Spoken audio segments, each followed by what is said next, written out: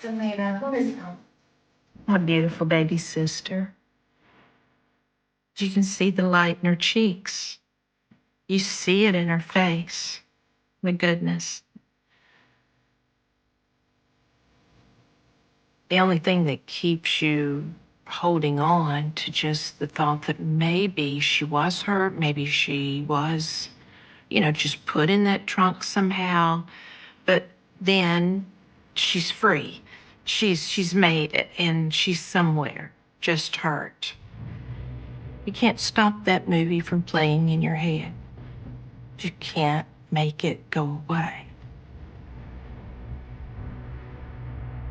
To me, it was like a jigsaw with one fairly sizable piece missing in the center. That's her body. But we've got to make sure you have enough evidence to convict him.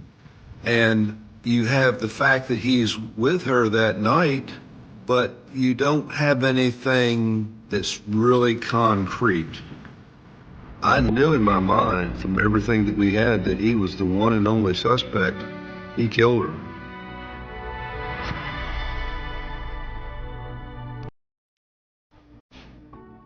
Who is that? That's the devil.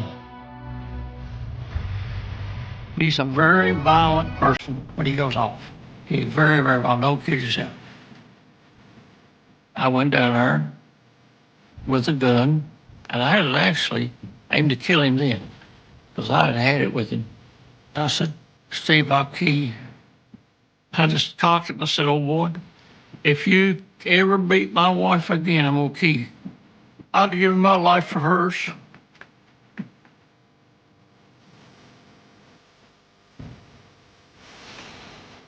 You look at those eyes. You don't see regret. You see the arrogance. That's what you see. That's a predator right there. He would kill somebody today in a heartbeat. No doubt.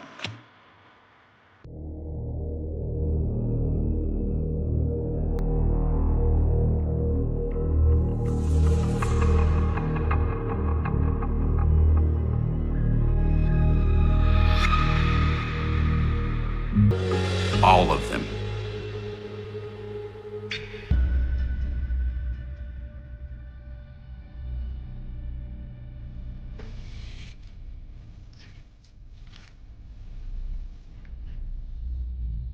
Selena, who is that? My beautiful baby sister. It was her senior picture in high school. And she's just so beautiful in it. You can see the light in her cheeks. You see it in her face. The goodness.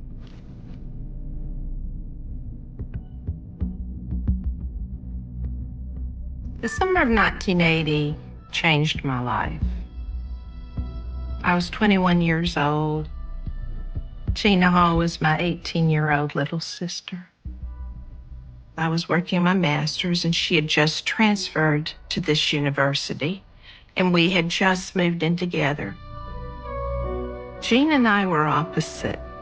I was the bullheaded, hard-nosed tomboy girl. She was the beautiful, angelic, sweet person.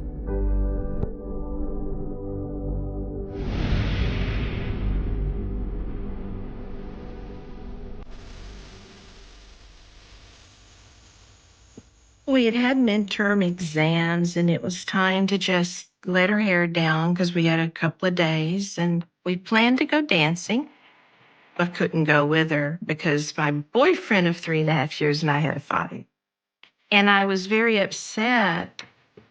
And she left and came barreling back inside because she forgot her ankle bracelet, which we both had the same ankle bracelet with 2 hearts interlocked for our sisterly love. I was sitting in the living room floor just bawling my little eyes out like a big old baby. And she came back and said, sis, just follow your heart, not your head, and you'll know what to do. And that was the last verbally, face-to-face words that she said to me. And so she went on without me because we didn't think anything of it.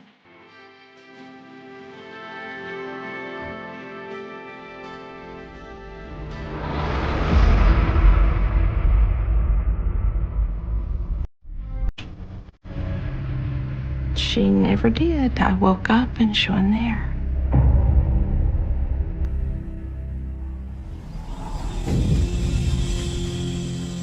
When I woke up, I thought back that morning about her phone call. What was she trying to tell me? Who's Steve? I don't know a Steve. Gina doesn't know a Steve. We don't have a Steve in our life. Who is Steve? I knew immediately it's not good. Something was wrong.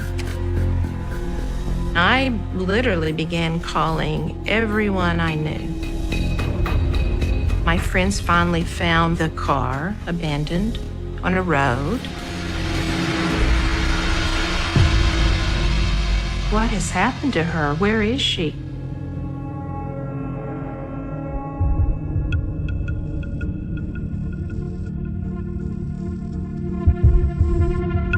The car was found on a country road about 7/10 of a mile from the main highway that went from Pulaski County into the city of Bradford.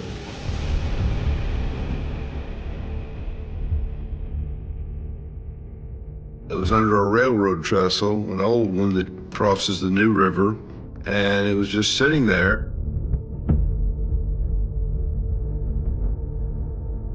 I talked to her last night. She went out dancing. They had taken a statement from her as to the phone call that she received that night from Gina and the fact that Gina had not come back. And then finding the car, of course, something wasn't right. It clearly signaled that something was not right. One thing that was of interest is that the car seat, it was pushed all the way back. And Gina was just a little over 5 feet tall. There's no way that Gina would have driven with the car seat all the way back. She couldn't have reached the pedals.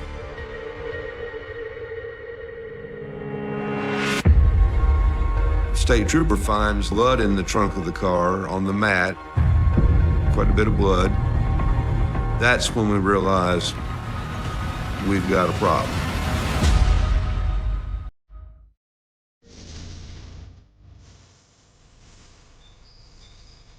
The actual place where the car had been abandoned, there's something about that road that was just very dark and eerie. You know, as young people, you ever ride down just a little ways and go, I'm not going that way. That's that road. And I remember standing there around the car, and I'm thinking, why here?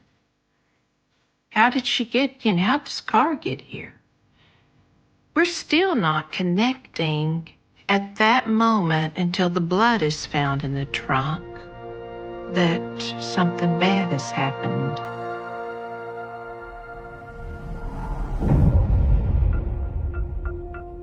Our objective, I knew that I needed to get the word out. And the radio station seemed the most logical place to try to get the word out. So I made that drive up.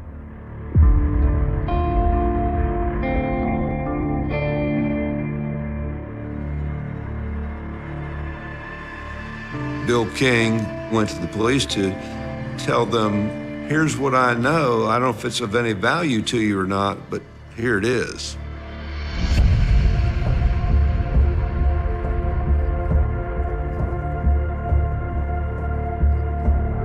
He said that he and Epperly went for the purpose of maybe try to find him some female companionship.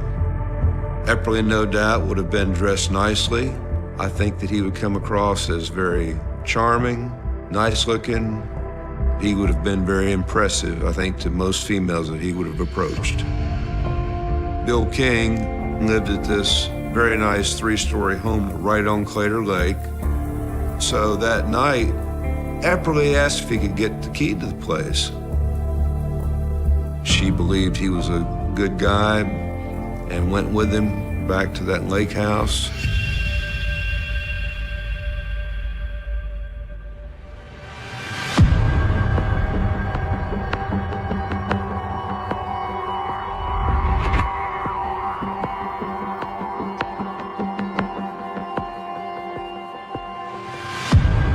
They got there somewhere around 4 o'clock in the morning.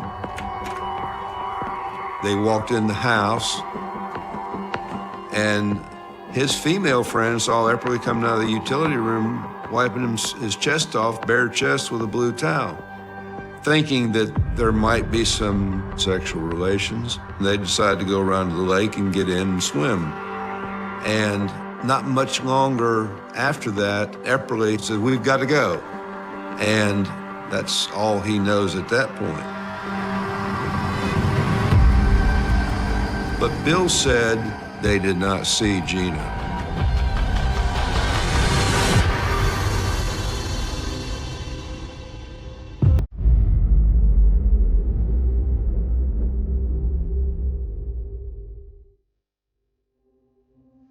He was just totally cooperative. Epperly acknowledged that he had been with Gina. He acknowledged that they had driven to the house on the lake. He acknowledged that they went inside. He said that they made out a little bit, that he tried to go further with her, but she was not interested. Eventually, they just got in the car. They drove back to Radford. They went to his house, where she dropped him off, essentially. And that's the last he knew about it.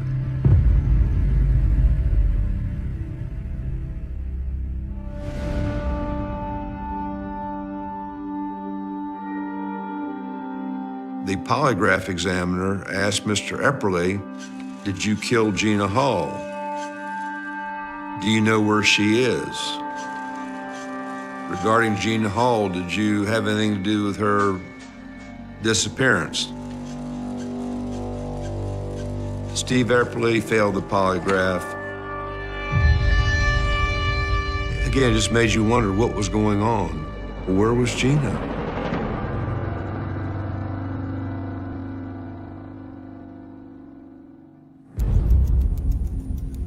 I knew Stephen Epperly since 1965, and I was married to his sister.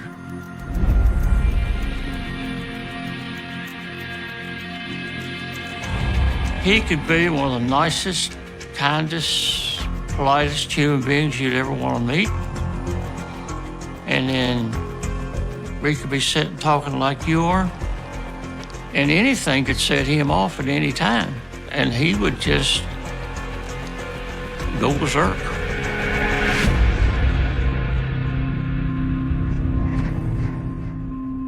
One of the stories, we were sitting at the Sunday dinner table at Epperly's house, everybody just talking, you know, in general conversation about everything, and somebody said something to Steve. He just jumped up and turned the whole table over. And you didn't know even what you said to provoke him. He was just like that, you know, and I would sit and wonder, well, what makes him do this? I don't pretend to understand how you can go from here to here in that. I don't know what happens in his mind. So nice, so cordial, so caring. You first meet him, you think he's a super guy. And only later you find out that guy's the devil.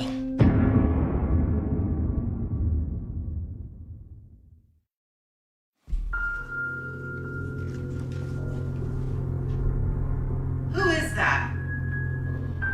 That's the devil.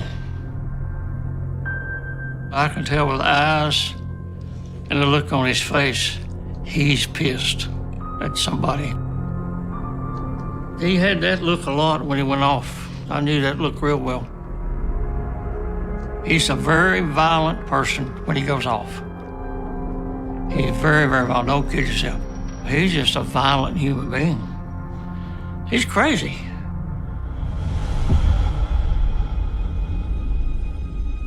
To my knowledge, best of my knowledge, he broke his sister's arm.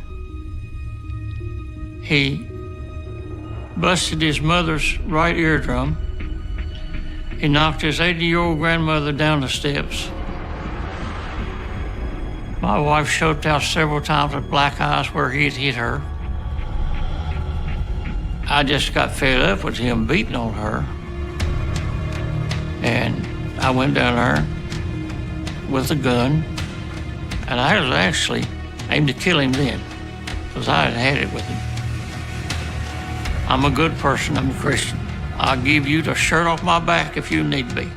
I'll do anything in the world for you that I can to help you. But if you cross me and you really put the screws to me, I'll cut your throat with no remorse. And I don't care who knows it.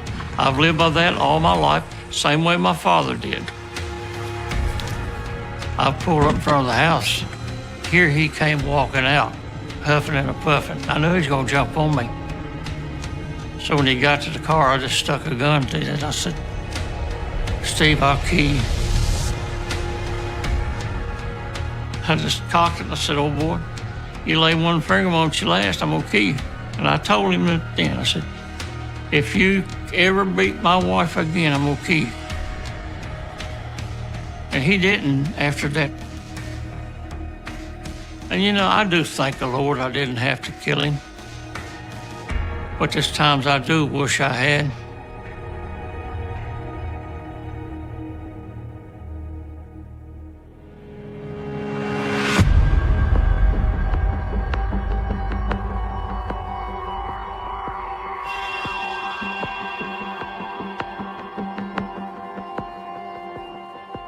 We pulled up on the back side of the house, on the lakeside, where there's 2 sets of sliding glass doors.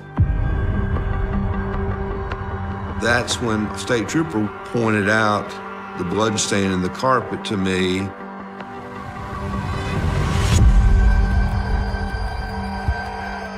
I think it's about this size, maybe of a dinner plate. It was sort of dark.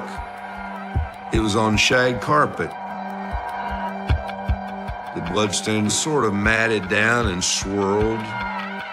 It just looked like somebody tried to rub it up. We started just looking around at everything, and then we found blood on a couple of other things. I remember in a downstairs bathroom, there was just a small piece of blood on the frame around the light switch. It was just a handful of items there where it had specks of blood or a little splatter of blood. All of that combined told us without a doubt there was physical evidence of a violent attack there. It's pretty hard not to draw a conclusion that there was a homicide.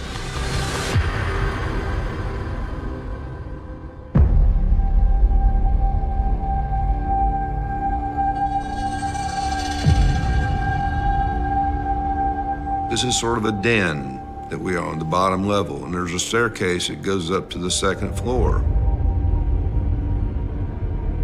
And at the very bottom of the staircase was a broken ankle bracelet. And it had a couple of joined hearts on it. The ankle bracelet was Gina's. They clearly indicated that Gina had been there.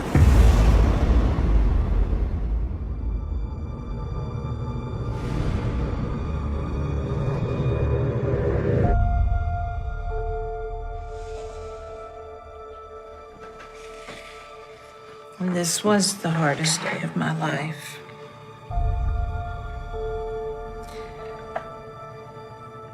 This is taken from down at the lake edge, looking up.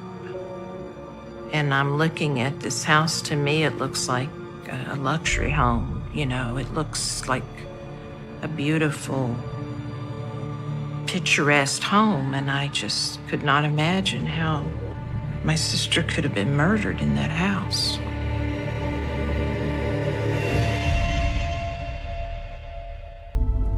That's when it hit me. Gina's not coming home.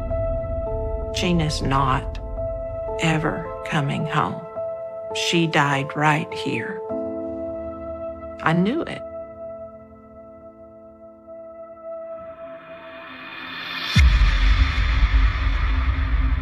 I felt this, I don't know if it's a sisterly bond or what, but I felt her pain. Realizing how brave she was. That if there were blood here and there was blood there, how brave, how hard did Gina fight? You can't stop that movie from playing in your head when you know the details of what is in that lake house. You can't make it go away. All you see is that beautiful little sister of yours fighting for her life. That's when I said I should have been with her. How did this happen? You know, if I had been with her, that wouldn't have happened. I just knew it. And I just broke. I mean, it just broke me. It was a point where I couldn't deal with it. Had to leave. You know.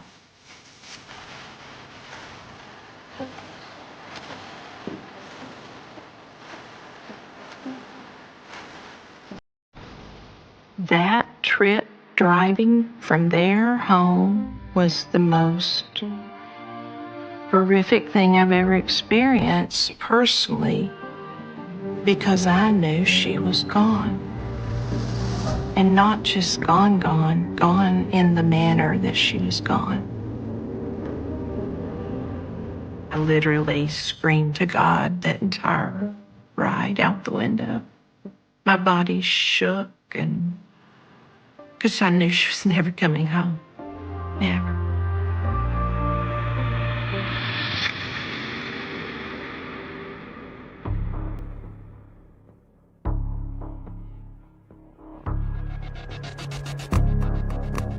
We had plenty of solid circumstantial evidence that pointed to one person and one person only, and that was Steve Epperly. The only thing we were missing was the body. In Virginia at that time, there had never been a conviction for a murder without a body. We've got to make sure you have enough evidence to convict him.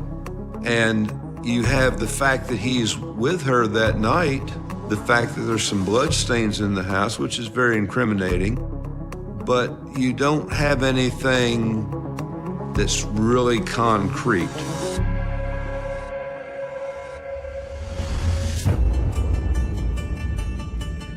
As best he could.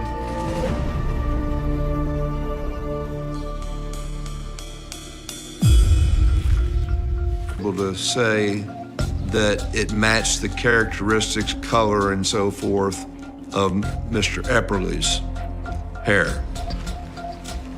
Really, to me, it was like a jigsaw with one fairly sizable piece missing in the center. That's her body, but everything else was there.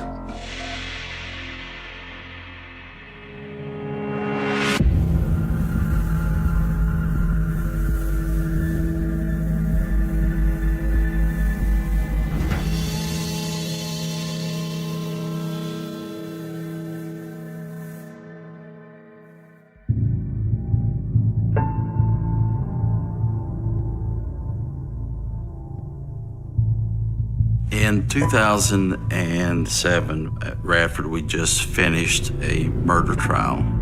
And at the end of the trial, my boss came up to me and he said, "Now go find Gina Hall." And in my mind, I said, "Who's Gina Hall?" I was not familiar with the case. So a few days later, I went to the records room and found what little information we had as far as the case file on Gina Hall. And I just found that it's a tragedy that nobody's looking for this girl, because somebody should be.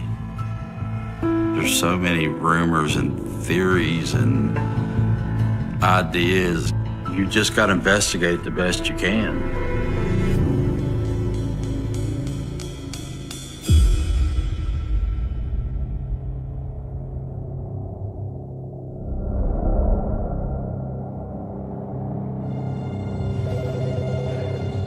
This guy calls the office and he talks to one of my dispatchers and said, look, I need to talk to your boss. I don't know who it is, but I've got information on the Gene Hall. I'm like, okay. So I call him. He's like, it's gonna sound really weird. I'm like, okay, hit me with it, brother. And he's like, I've been talking to Gene Hall. I said, Gina? He's like, yeah, a girl. I'm like, okay. I'm like, so spiritually? He said, yes. He said, I'm a medium. I'm open to different ways to investigate, different ways to get leads. I said, what information do you have? He said, I think I know where she's at.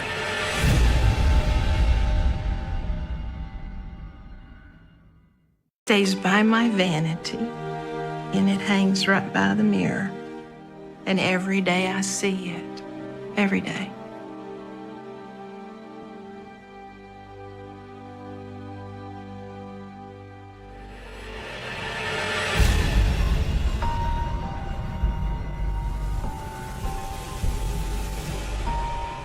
The medium takes me to the Dedman Center at Radford University, which is their big athletic complex. And he describes to me what it looked like in 1980. He describes the clearing. Basically, it looks like a garden. She's in that clearing. Shows me where it's at. That's where she's at.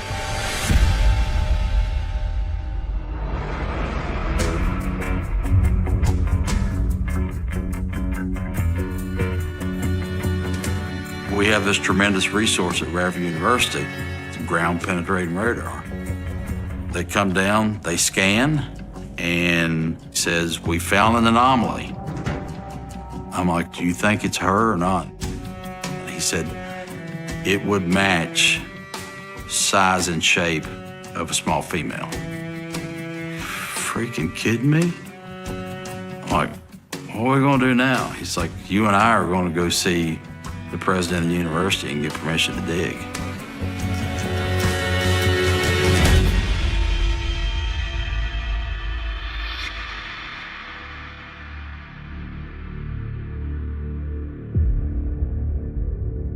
I was so excited. I just it felt right. You know, you've got the medium, whether you believe it or not. What he said was accurate, and the description he gave me matched the spot, that the anomaly, the science backed up the medium. We dug the hole. We got in the hole and he took his hat off and started wiping his head, and he's like, I don't understand. And he said, there's nothing here in this hole. There's no reason that we would have seen an anomaly on the radar. There's nothing to explain that. Nothing. He was baffled. I was heartbroken. I mean, I really thought we found her. And I got emotional, and I was just like, what do I do now? I knew it was just a dead end. It was heartbreaking. But there's no giving up.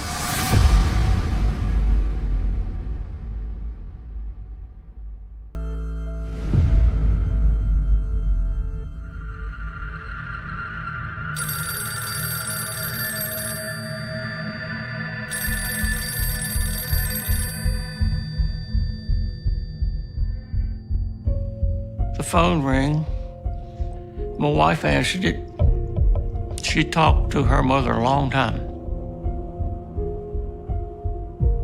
And she hung up. She said, Mama told me this girl has disappeared, hadn't been seen, and that Steve was the last known person with her.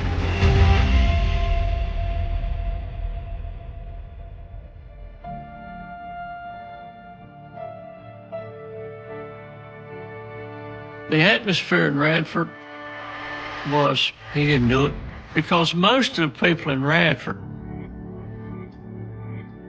the side of Steve they knew was a nice guy. You know, he put on this front that he was just a nice guy. Like most people said, he was a guy you'd invite home for Sunday dinner with your daughter. That's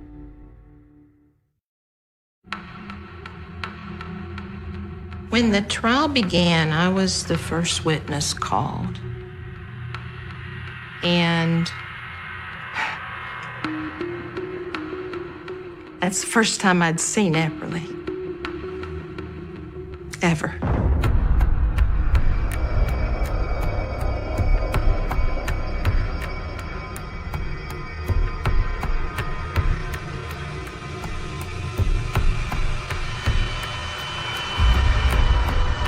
In a way, it's almost impossible to describe the emotion being put on a witness stand in the murder of someone you love very, very much. And then to look down there and see Stephen Epperly's face, to really see him for the first time. There is apparent to me, looking back, the arrogance and the confidence that was sitting there in front of me. He did not think for one moment that he would go to jail. Not one little bit.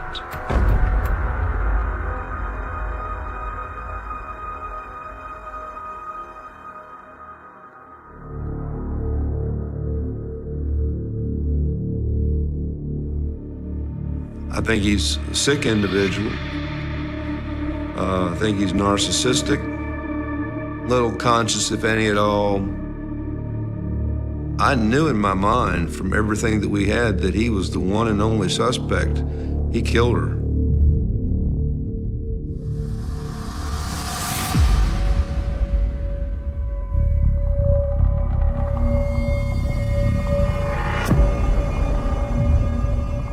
We just felt like Gina was taken there to that lake house. I think he was after sex.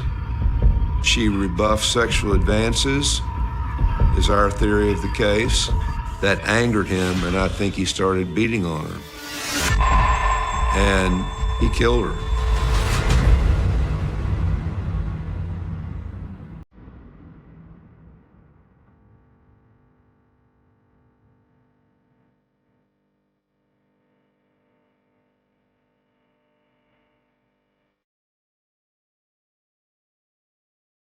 It was such relief, but it wasn't like a feeling of, yay, we won.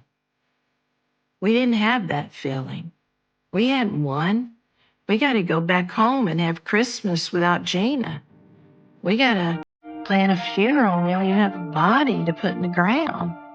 I mean, this isn't over for us.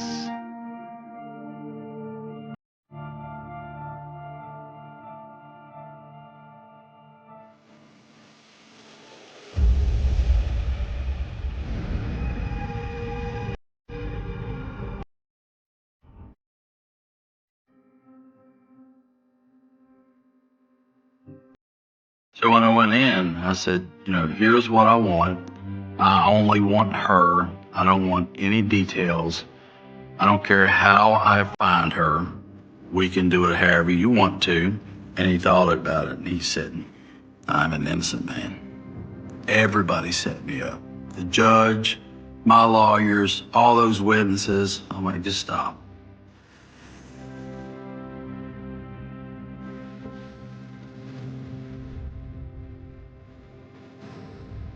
You look at those eyes, you don't see regret. You see the arrogance. That's what you see.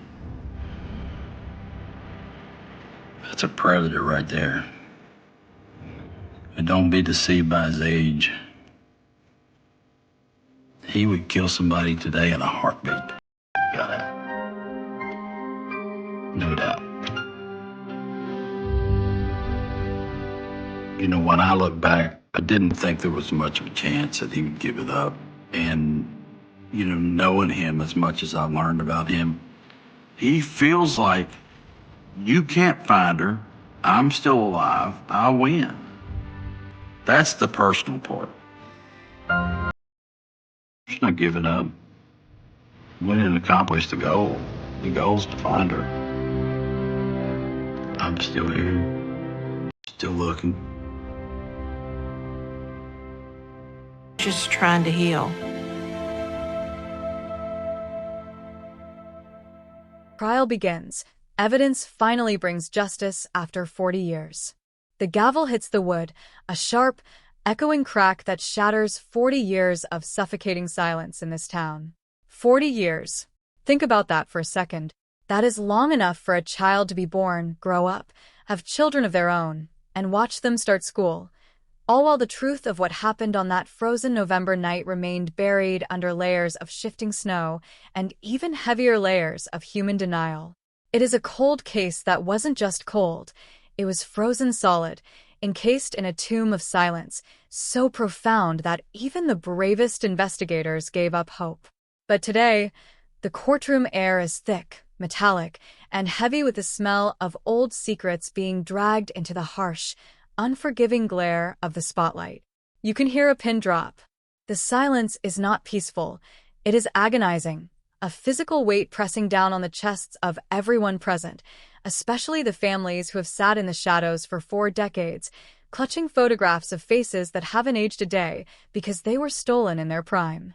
They call it a trial, but it feels more like an exhumation of a ghost. The defendant sits there, a frail shell of a man, his eyes darting toward the gallery, looking for a shred of empathy that he knows he doesn't deserve. He thinks he won. He thinks that 40 years of silence was long enough to outrun the reach of justice. He thought the grave would be the final word. He was wrong. The story begins in 1986, in a sleepy, picturesque hamlet where the loudest thing you usually heard was the wind rattling the pine trees. It was a place where doors were left unlocked and neighbors knew exactly who was driving down the road. That all changed when the girl disappeared. She wasn't just a victim. She was the heartbeat of the community, a local star with a smile that people still talk about when they lower their voices in the grocery store. One minute she was walking home from a late-night study session, the path illuminated only by the pale, sickly light of the moon, and the next, she was simply gone. No scream, no struggle, just a single leather glove left behind in the mud, a lonely sentinel marking the spot where her life diverged from reality and slipped into the abyss. The police arrived with their flashlights and their dogs, but the rain had already washed away the story the ground tried to tell. It was a chaotic, desperate mess of an investigation that turned up nothing. Not a witness, not a footprint, not a clue, just the crushing, infinite emptiness of a life erased. The town didn't just mourn, it fractured. Trust became a commodity no one could afford, and suspicion, dark, jagged, and relentless, began to bloom in the empty spaces where her laughter used to be. Every investigation into a cold case follows a familiar, agonizing rhythm, a cycle of hope followed by the inevitable, soul-crushing dead end. In the weeks after the disappearance, the local precinct became a war room of despair. Maps were pinned to walls, marked with red thumbtacks that represented lead after lead that went absolutely nowhere. They interviewed the ex-boyfriend, the lonely drifter seen at the gas station, the quiet neighbor who never looked anyone in the eye, and the high school teacher who seemed a little too interested in the investigation. Every one of them had an alibi that held together just enough to keep the handcuffs off. Then the calls stopped coming in. The tips dried up. The front page stories moved to the back, then to the obituary section, and finally, they vanished into the archives. But while the ink faded, the ache in the parents' house didn't. They kept her room exactly as she left it. The same posters, the same stack of textbooks, the same lingering scent of vanilla perfume that slowly turned into the scent of dust and memory. It became a shrine to a mystery that felt less like a crime and more like a curse, something that had been woven into the very fabric of the town. What haunts a cold case the most isn't the crime itself, it's the survival of the mystery. For years, the case file sat in a dusty box in a basement, a tombstone made of paper. Occasionally, a new detective would take the job, pulling the file out with a sense of righteous indignation, promising the parents that this time, they would find the answer. They would re-interview the witnesses, but memories had grown soft, distorted by time and alcohol and grief. They would re-examine the evidence, but the technology of the 80s was a blunt instrument compared to the laser-sharp forensic tools of the modern era. Every time they hit that same wall, the frustration became a part of the town's personality. You could see it in the way people walked through the park, avoiding the spot where she was last seen, as if the ground were still cursed. It was a collective trauma, a shared secret that sat at the dinner tables of every house on that street, a silent, uninvited guest that refused to leave. Everyone knew the name, everyone knew the date, and everyone knew that somewhere in their midst, the killer was still breathing the same air. Then, the breakthrough came, not with a bang, but with the quiet, clinical efficiency of modern science. It wasn't a witness who finally cracked. It was a microscopic fragment of DNA found on the back of a stamp from a letter sent to the police station 3 days after the crime. Back in 1986, they didn't have the tools to pull a story out of that tiny biological speck. But in 2026, the lab technicians treated that stamp like a holy relic. When the sequence finally locked into place, when the digital match appeared on the monitor in the crime lab, the world tilted. It wasn't a stranger. It wasn't the drifter. It was someone who had been there all along, hiding in the periphery, attending town meetings, shaking hands at funerals, watching the investigation from the shadows. The realization didn't bring relief. It brought a cold, hard sickness.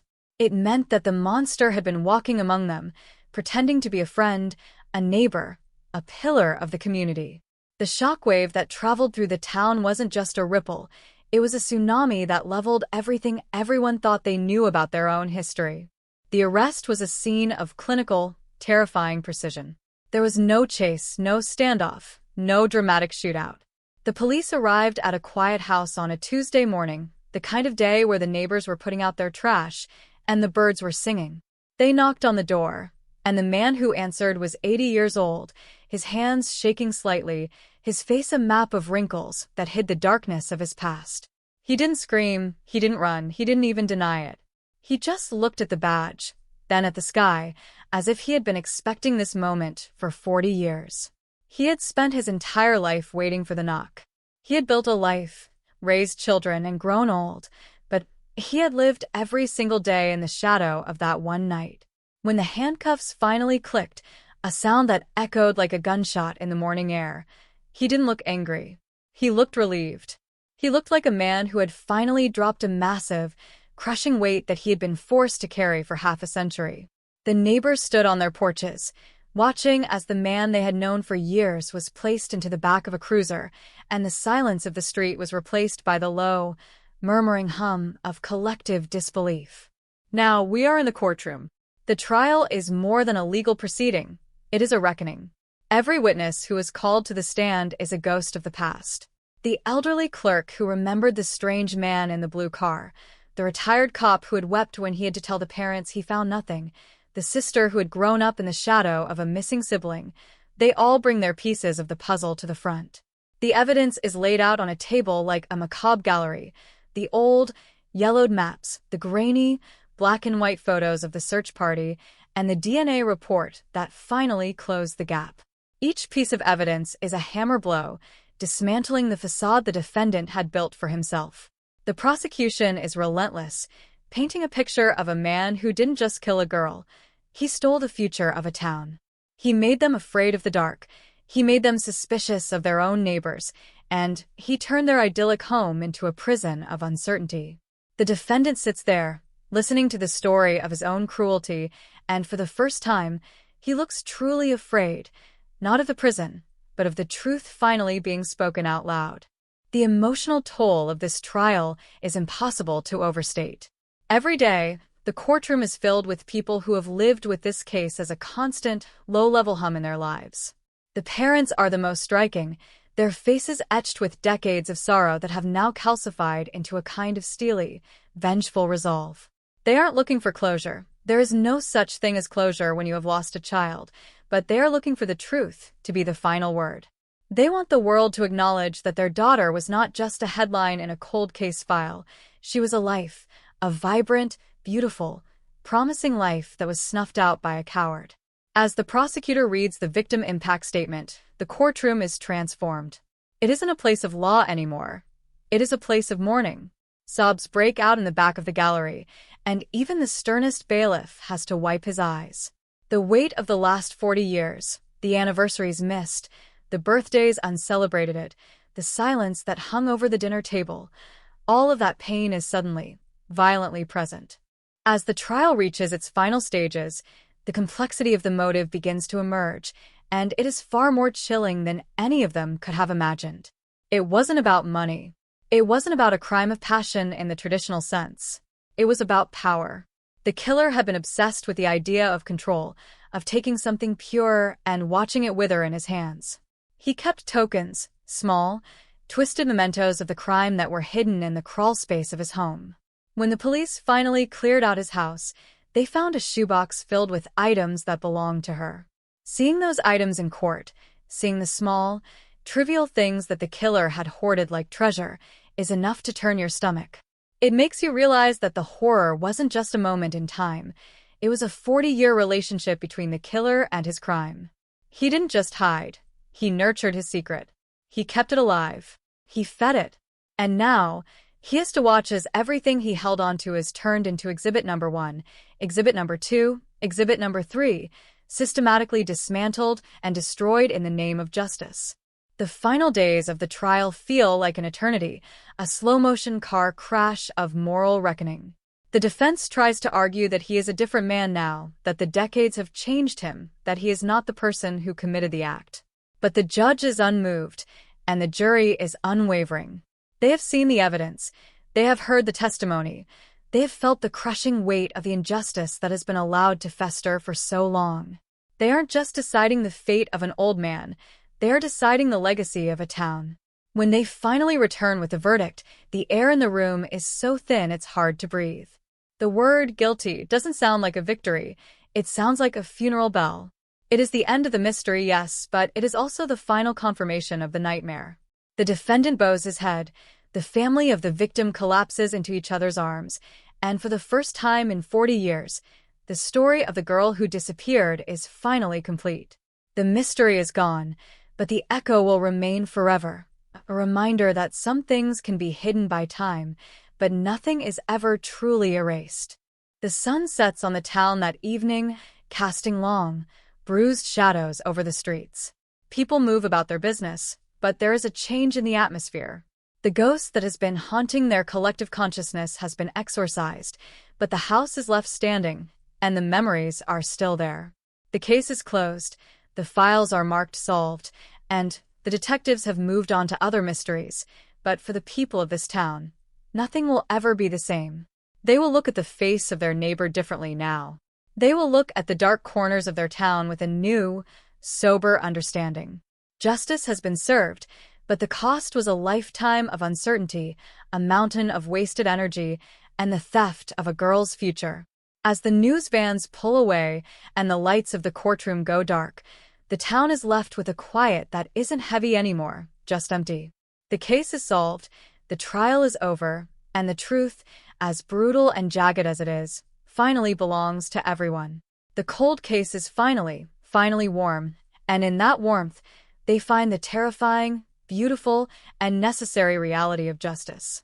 The weight of the verdict is still hanging in the air, a thick, suffocating blanket that refuses to lift, even as the courtroom doors swing open and the news crews scramble for the exit. Outside, the town, the very place where this nightmare took root, is experiencing a surreal, fractured sense of reality. The shock waves are not dissipating. They are digging deeper. For the neighbors who lived on the same cul-de-sac as the defendant, the world has tilted on its axis. They are looking at their own front lawns, their own quiet streets, and seeing them for the first time as the theater of a monstrous performance. The man they had known as the gardener, the man who brought cookies to the block parties, the man who helped fix fences after a storm, he was the ghost in the machine. And now, the realization that he was there all along, hiding in the plain light of day, has turned every friendly wave and casual greeting of the last 40 years into a lie. The sheer, terrifying banality of the evil they were living beside is almost more than the community can process. It's not just that a man killed a child, it's that he lived a whole life, a boring, mundane, respectable life, while carrying the weight of that grave in his basement, and he did it right under their noses without ever blinking. As the dusk settles, the local park, where she was last seen, becomes a focal point of this collective existential crisis. People are gathered there, not in celebration, but in a somber, reflective vigil. It is as if they are trying to reclaim the space, trying to wash away the stain that has sat there for decades. The police tape is long gone, the forensic markers are a memory, but the phantom of that night in 1986 feels more present than ever. You can hear the whispers in the crowd, the fractured conversations trying to reconcile the image of the man they knew with the monster the court just revealed. He was always so quiet, one woman murmurs, her voice shaking, clutching her coat against a wind that feels unusually biting. He was so kind to my kids. How could he? How could he stand to look at us? The questions are circular, relentless, and completely unanswerable. That is the true, lingering poison of a cold case that finally turns hot. It doesn't just solve a crime.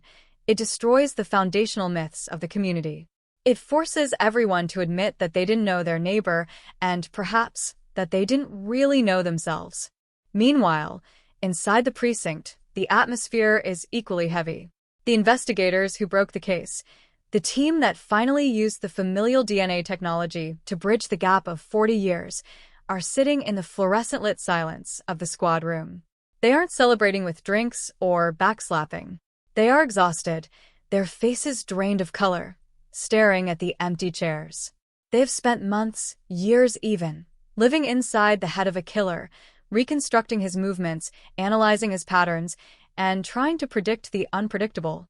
Now that the job is done, there is a profound, hollow ache in their chests. They have seen the evidence boxes, the locks of hair, the small, rusted trinkets, the handwritten notes that detailed the hours leading up to the act. It is the kind of darkness that stains your soul, a residue that doesn't wash off with a simple closing of a file. One of the lead detectives leans back, his chair creaking in the stillness, and stares at the wall where the victim's photo once hung. It's gone now, replaced by a blank space, but the imprint remains. He knows that while they caught the man, they didn't catch the darkness itself. The darkness just shifts, it just finds a new home, and he wonders if he's ever really going to be able to look at his own family with the same untainted trust again. The media storm is beginning to reach its absolute zenith.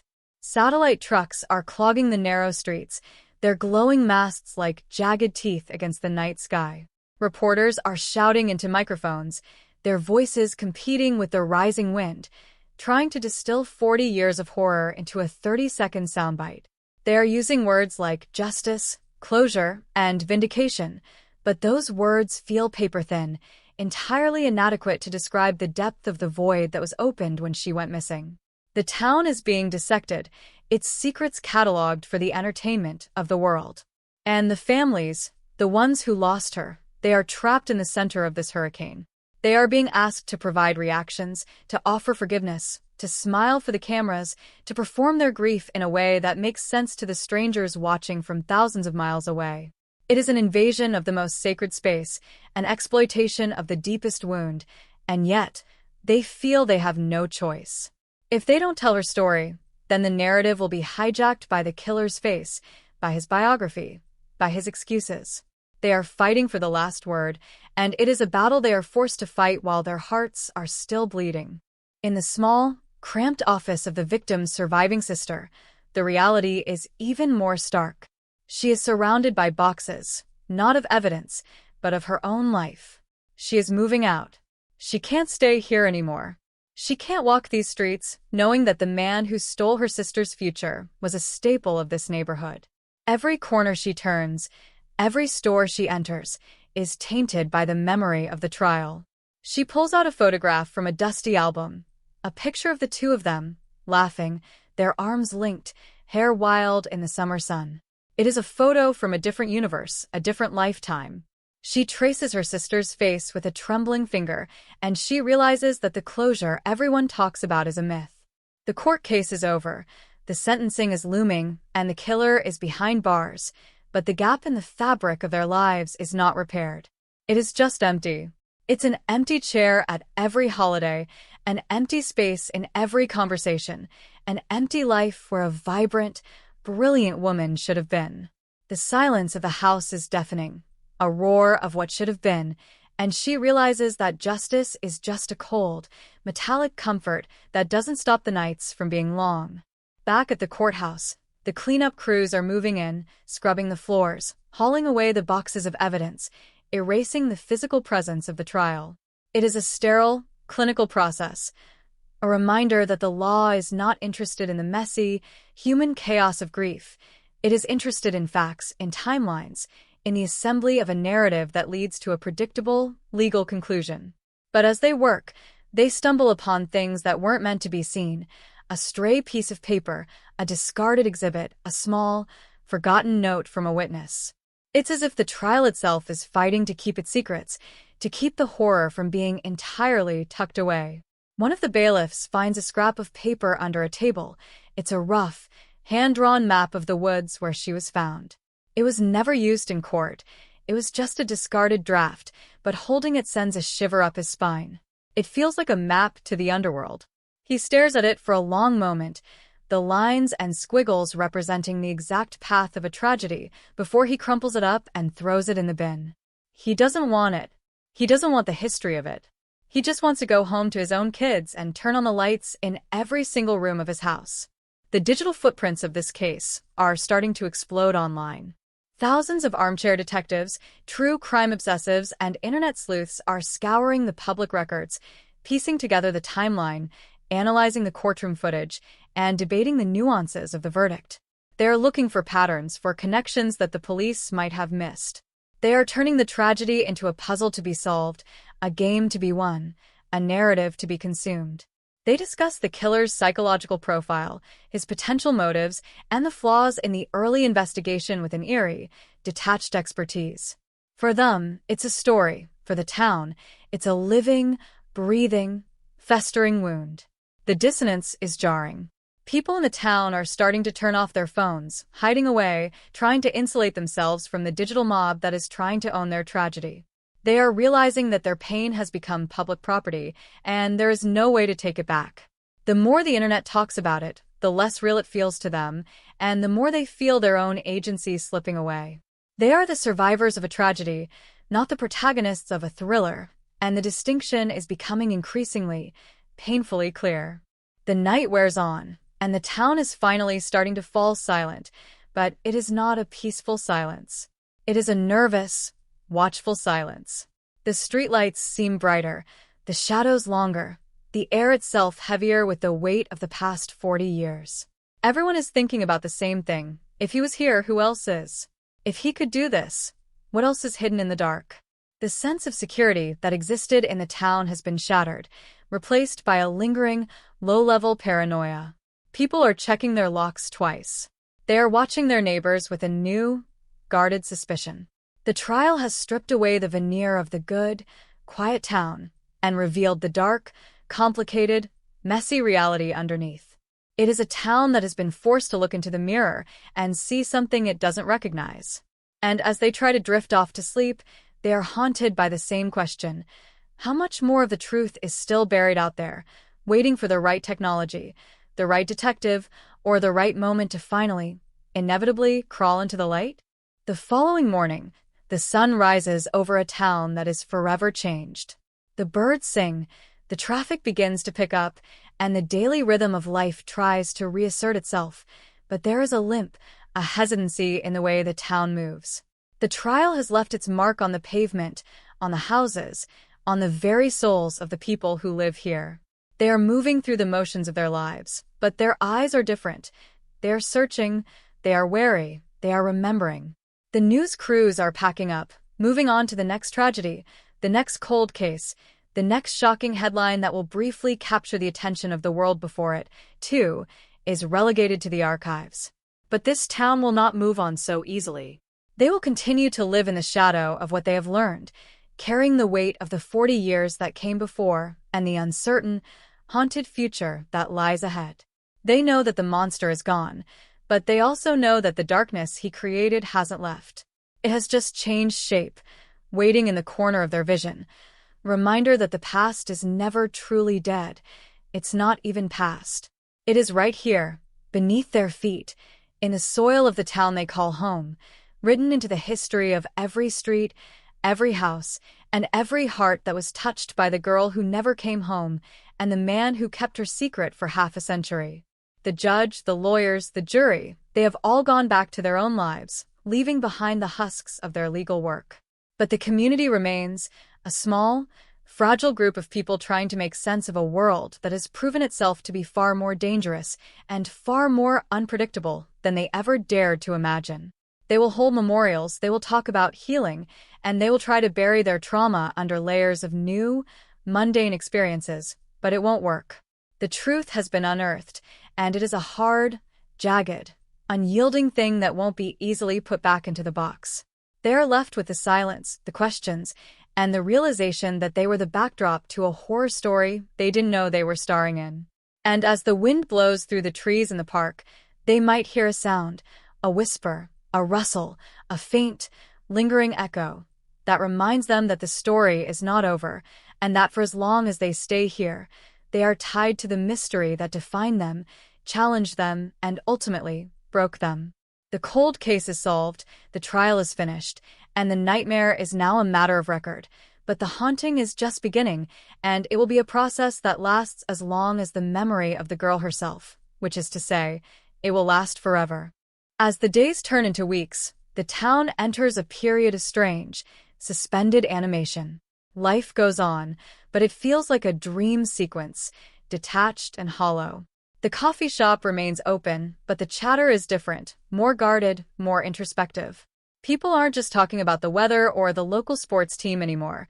They're dissecting the deeper implications of what they have learned about their own community. The school teachers are talking to their students about safety, but they are doing it with a new, somber authority, their eyes flicking to the windows, checking the perimeter, as if they are expecting the past to return. It's not that they expect another crime to happen immediately, but the innocence has been stripped away.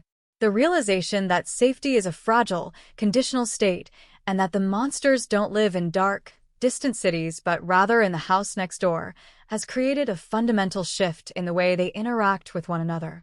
They are more helpful, yes, but also more suspicious. They are kinder, but also more defensive. The community has become a place where every interaction is a quiet, ongoing assessment of threat, a subconscious calculation that was never there before.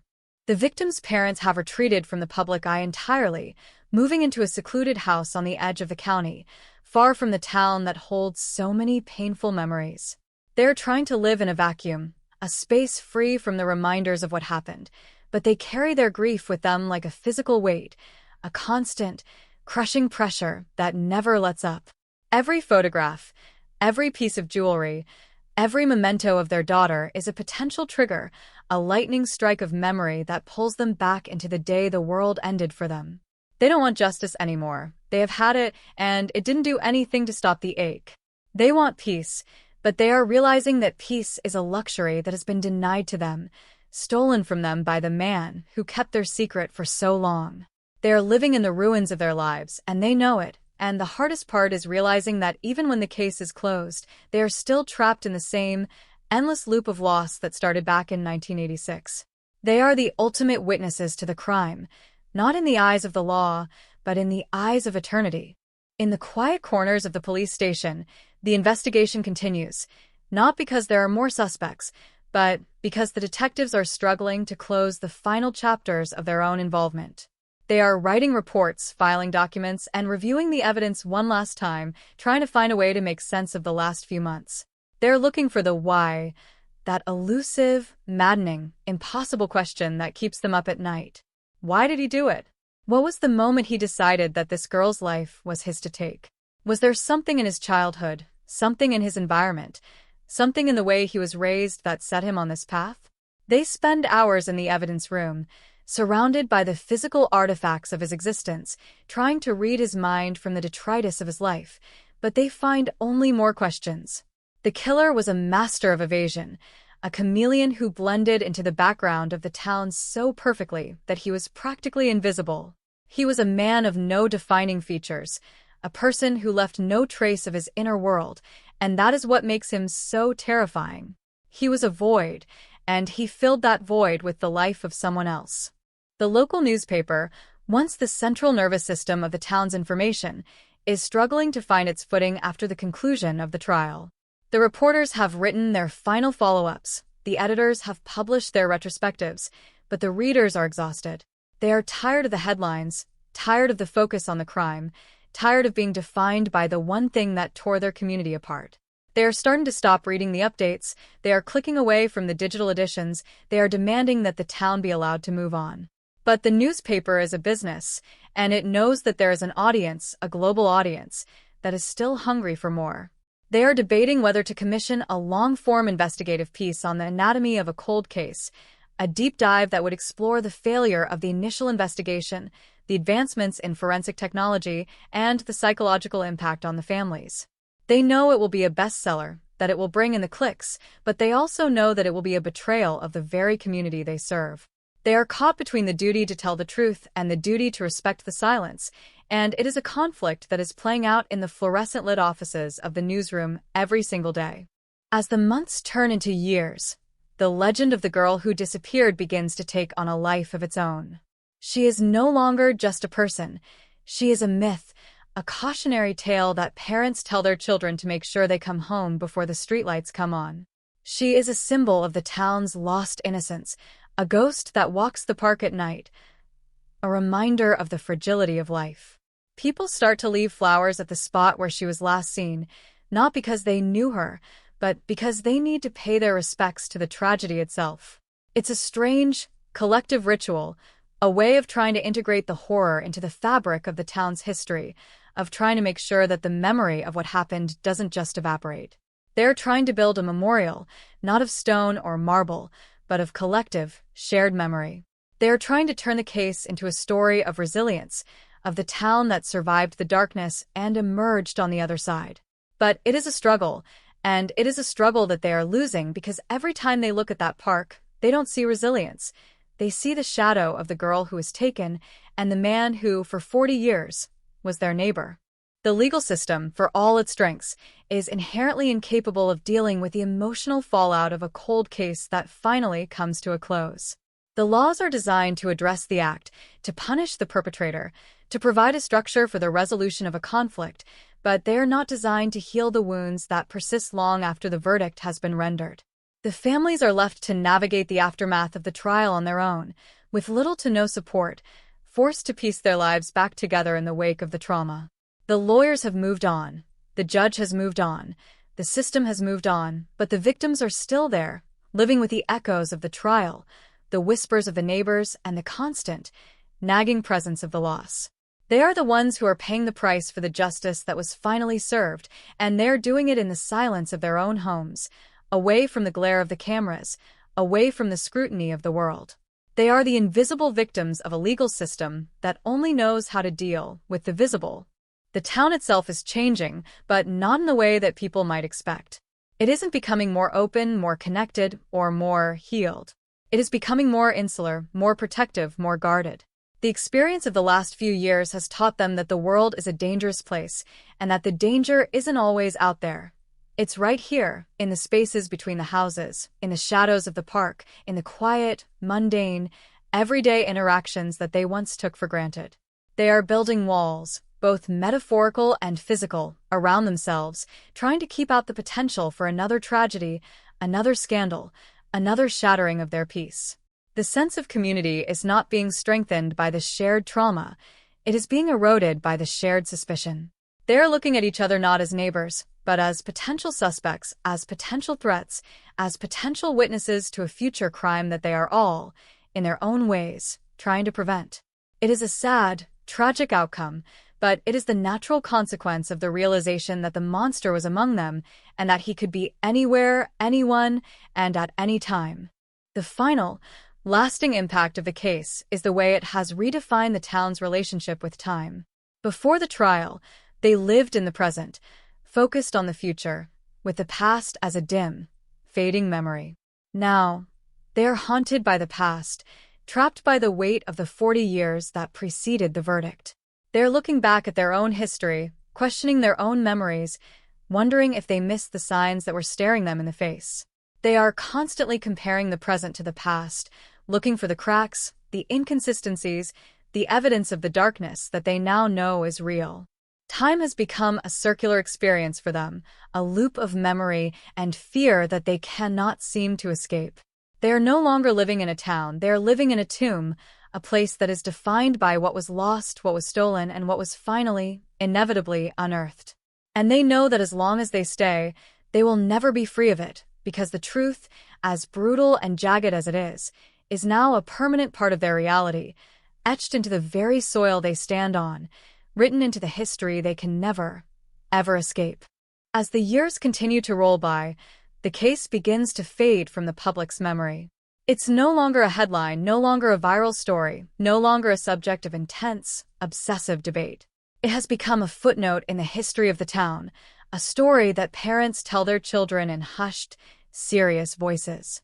But for the people who lived through it, the memory is as sharp, as fresh, and as painful as the day it happened.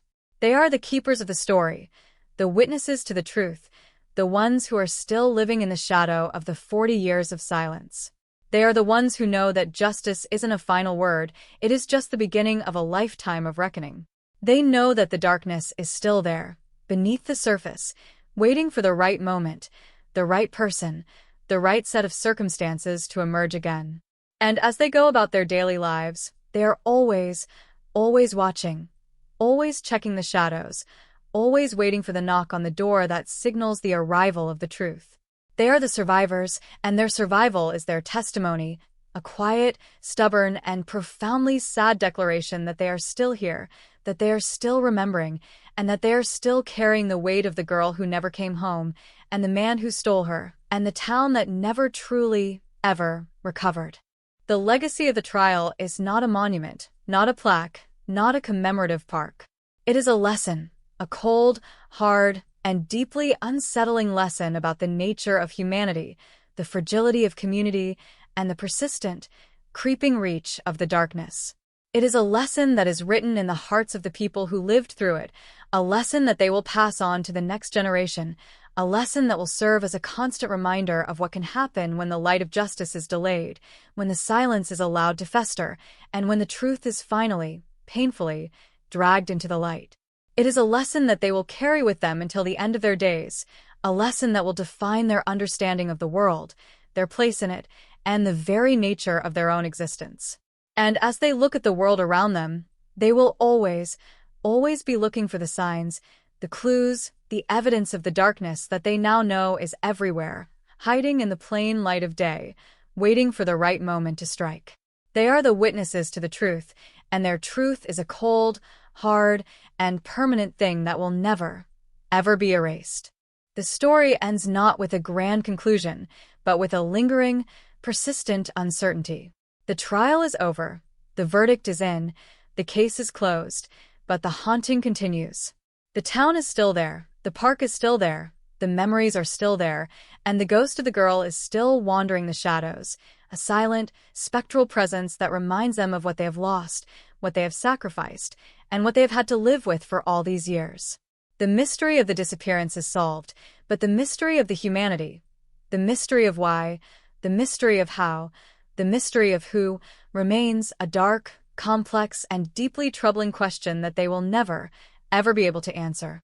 And as they continue to live their lives, they will do so with the knowledge that the past is never truly dead, that it is always present, a constant companion in the darkness, reminder of the fragility of everything they hold dear, and a testament to the persistent, unbreakable power of the truth to eventually, inevitably, find its way to the surface. The cold case is finally, fully closed, and the town is left to face the silence, the questions, and the enduring, unbreakable, and profoundly haunting truth of their own, shared, and unforgettable reality. The final echoes of the courtroom are now long gone, replaced by the mundane, rhythmic, and utterly indifferent sounds of daily life. Cars pass by on the street, neighbors talk across fences, the wind blows through the trees in the park, and the town moves forward, but it is a movement that feels like a slow, laborious crawl. The trial has left a hole in the fabric of their lives, a void that they are trying and failing to fill. They are trying to find a way to reconcile the past with the present, to make sense of the horror they were forced to confront, to find a way to live with the knowledge of what happened in their midst. But it is a struggle, and it is a struggle that they are losing, because the truth of what happened is far more complex, far more disturbing, and far more pervasive than they ever imagined.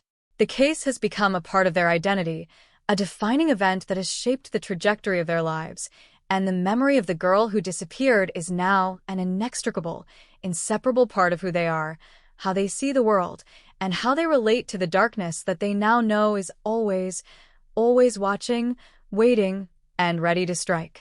They are learning to live with the weight, to carry the memory, to navigate the shadows. They are learning to find beauty in the broken, to find meaning in the tragedy, to find strength in the resilience. They are learning that the truth, no matter how hard, no matter how jagged, no matter how cold, is the only thing that can truly set them free. They're learning that the justice they fought for, while limited, is the only thing they have to hold on to in a world that is so often indifferent to their pain. They're learning that the story of the girl who never came home is not just a story of loss. It is a story of love, of memory, of legacy, and of the enduring, unbreakable, and profoundly human need to remember, to honor, and to find the truth, no matter how long it takes, no matter how deep it is buried, and no matter how much it costs. The cold case is over. The trial is closed, and the nightmare is now a matter of record. But the story of the town and the girl who will never be forgotten is a story that will continue to be told, to be remembered, and to be felt for as long as there is a heart that remembers, a soul that cares, and a truth that demands to be known, to be shared, and to be felt in the deepest, most quiet, and most enduring corners of the human and truly, profoundly, unforgettable experience. It is a quiet, steady, and entirely persistent existence now. The people of the town have found a way to carry their history, to bear the weight of their collective trauma, and to live with the knowledge of the darkness that they have faced. They are not the same people they were 40 years ago, and they never will be. They have been tempered by the tragedy, hardened by the experience, and made more aware of the complexity, the depth, and the fragility of the world around them. They are more cautious, yes, but also more compassionate. They are more guarded, yes, but also more connected. They are more suspicious, yes, but also more appreciative of the moments of light, the acts of kindness, and the small, precious, and fragile connections that they make with one another. They have found a balance, a way to coexist with the shadow of the past, and a way to hold on to the hope of a future that is, despite everything, still worth living, still worth fighting for, and still worth believing in, even when the darkness seems to be closing in, even when the truth seems to be out of reach, and even when the mystery seems to be too much to bear and too profound to ever, truly, be solved. The mystery of the case, the mystery of the girl, and the mystery of the town, they are all interconnected, woven into a single, complex, and ever-evolving tapestry of human experience. It is a tapestry that is dark, yes, and filled with shadows, but it is also bright and filled with light, and it is a tapestry that is as diverse, as rich, and as profound as the people who have lived it. It is a story that will be told for generations, a story that will serve as a constant reminder of the importance of vigilance, of the value of community, and of the essential, undeniable, and deeply human need to find the truth, even when it is buried deep, even when it is hidden for decades, and even when it is surrounded by the silence, the fear, and the lingering, ever-present, and deeply, deeply haunting, and hauntingly persistent darkness that will always, always, and for all time, be a part of the world they call home. The case is solved, the trial is over, and the truth is finally out, and in that truth, they have found the peace they have been searching for, the closure they have been longing for, and the understanding they have been needing, and they are finally ready to move forward, Even if the shadow of the past will always, always be there, just beneath the surface, just out of sight, and just always, always waiting to be remembered. The final chapter of this case is not written in the courtroom, not in the newspaper, not in the legal records. It is written in the hearts of the people who were there, who saw the evidence, who heard the testimony, and who lived through the long, agonizing, and ultimately profoundly transformative process of justice being served and the truth being finally and irrevocably brought to light. It is a story that will continue to exist as long as there is memory, as long as there is caring, and as long as there is the quiet, persistent, and undeniably powerful need to know, to understand, and to face the truth, no matter how hard, how jagged, or how cold it may be.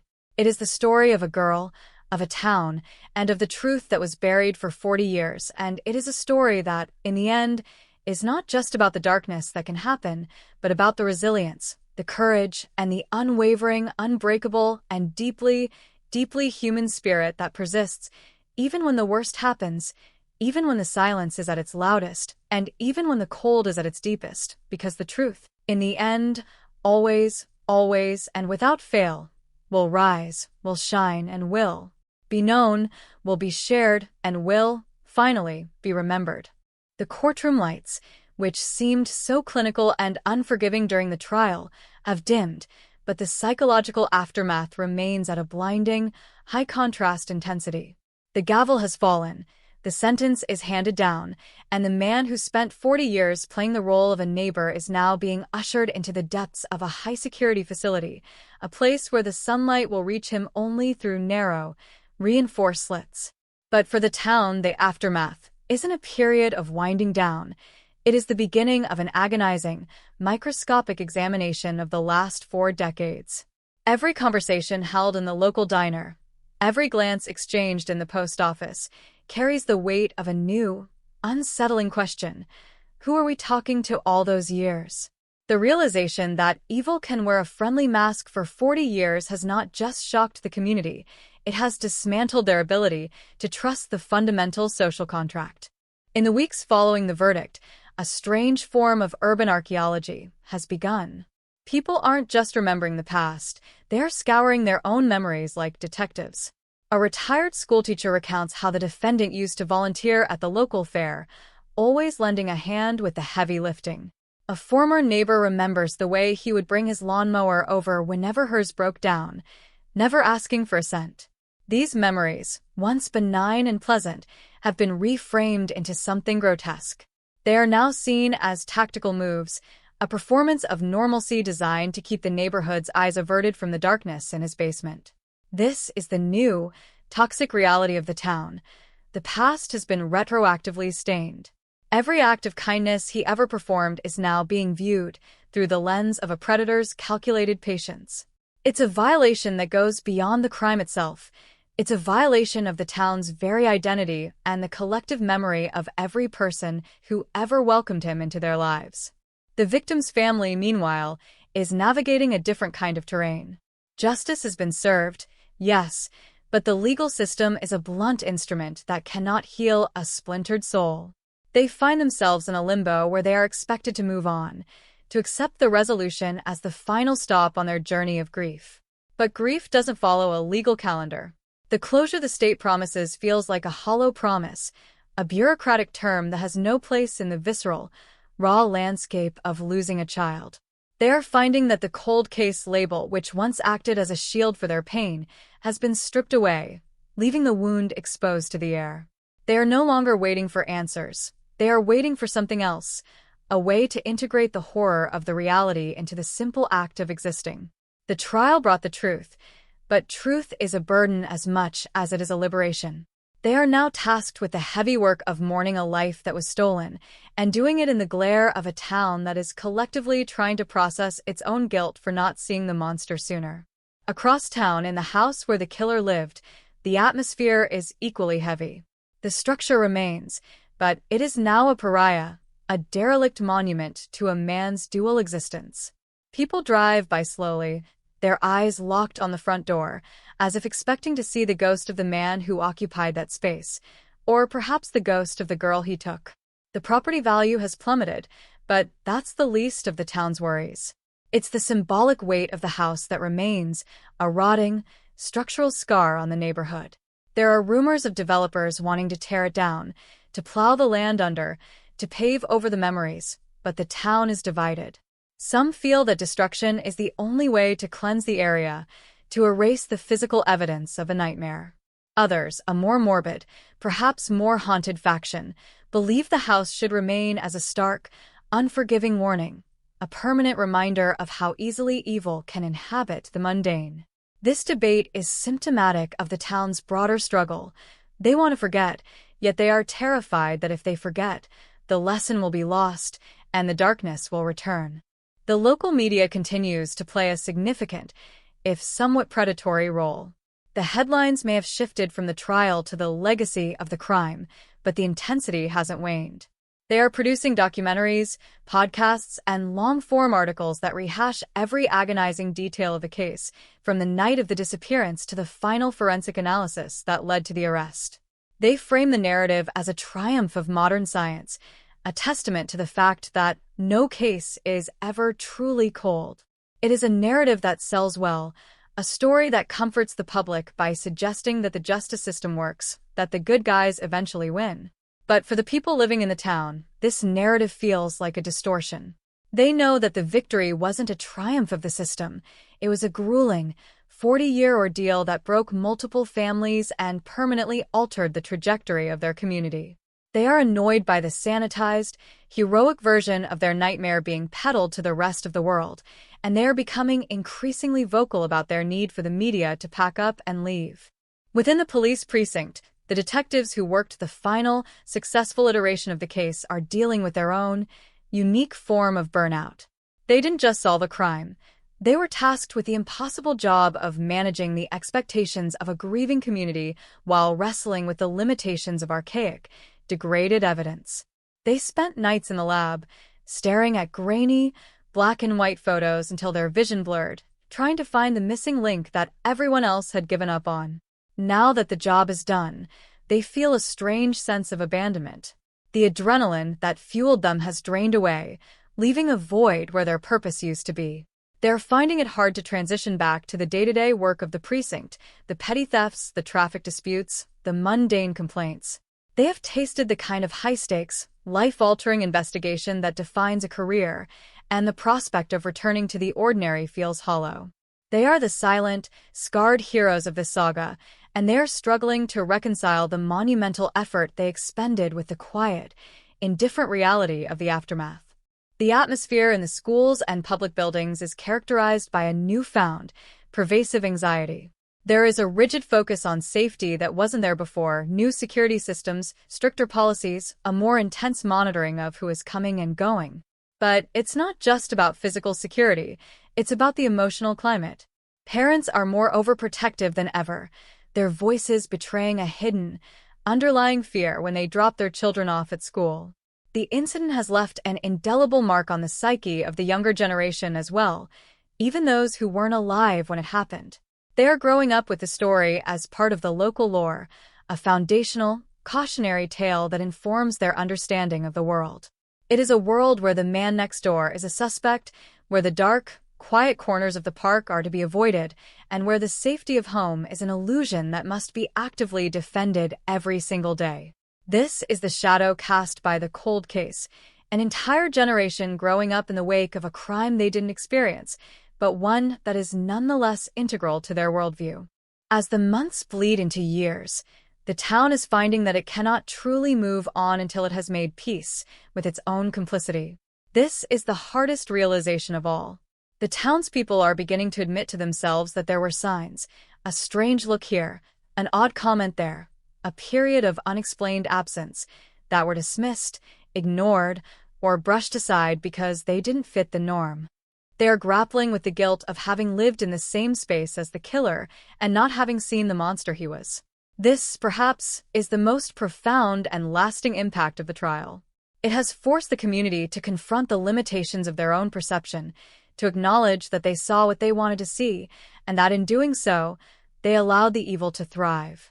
This guilt is a slow-acting poison, a weight that is being carried by every person who ever exchanged a polite word with the killer, and it is a burden that they are just now starting to verbalize in the privacy of their own homes and the therapy rooms they are now packing. The trial has also shifted the way the community treats its history. There is a newfound, intense interest in the stories of the past, not just the tragic ones, but all of them. The town library is seeing a surge in inquiries about local records, historical documents, and forgotten archives. There is a desperate, collective need to know everything, to ensure that there are no more secrets buried in the dark, no more histories that are being overlooked or ignored. It is an act of reclaiming the narrative, of taking control over their own history, of ensuring that the memory of what happened is not just a collection of tragic headlines, but a comprehensive, well-documented, and understood reality. It is a slow, methodical process, but it is an essential one, a way for the town to process its past and to ensure that the mistakes of the previous decades are not repeated, even if the cost is the constant, nagging presence of the painful memories.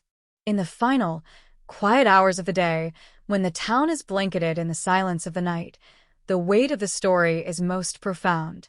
There is a collective, unspoken acknowledgement that while the case is officially closed, the story is far from over. The memories of the girl, the shock of the discovery, the trauma of the trial, all of it remains in the air, a persistent, invisible, and deeply unsettling presence.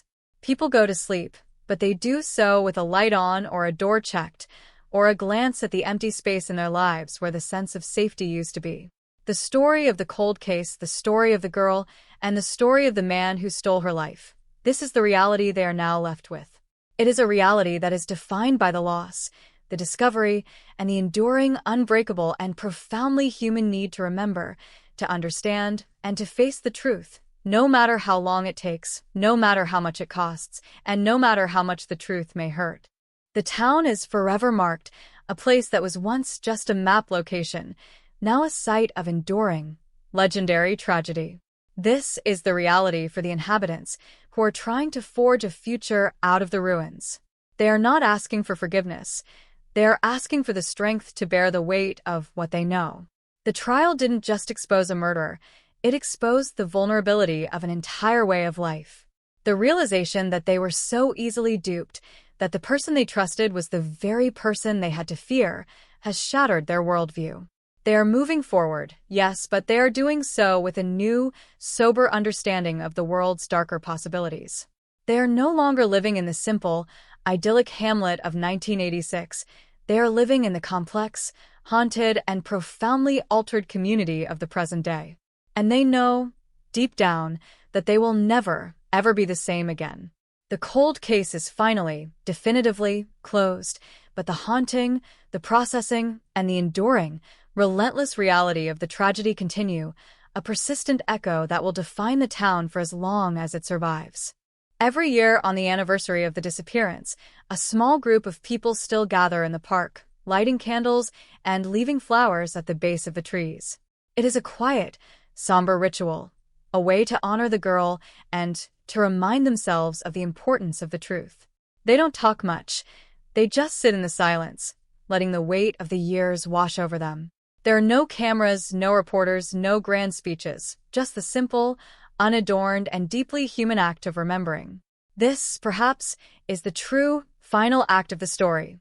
The way the community has taken the tragedy and made it their own, weaving it into their annual rhythms, ensuring that the memory of the girl is never lost, and that the horror she endured is never forgotten. It is a way to make the tragedy meaningful, to turn the pain into a persistent, living, and undeniably vital part of their collective life. As the years continue to pass, the story of the case will undoubtedly be softened by time. The details will fade, the specific names will blur, and the intense, sharp edges of the tragedy will become rounded, but the core of the story, the girl who was lost, the man who was found, and the community that was changed forever, will endure.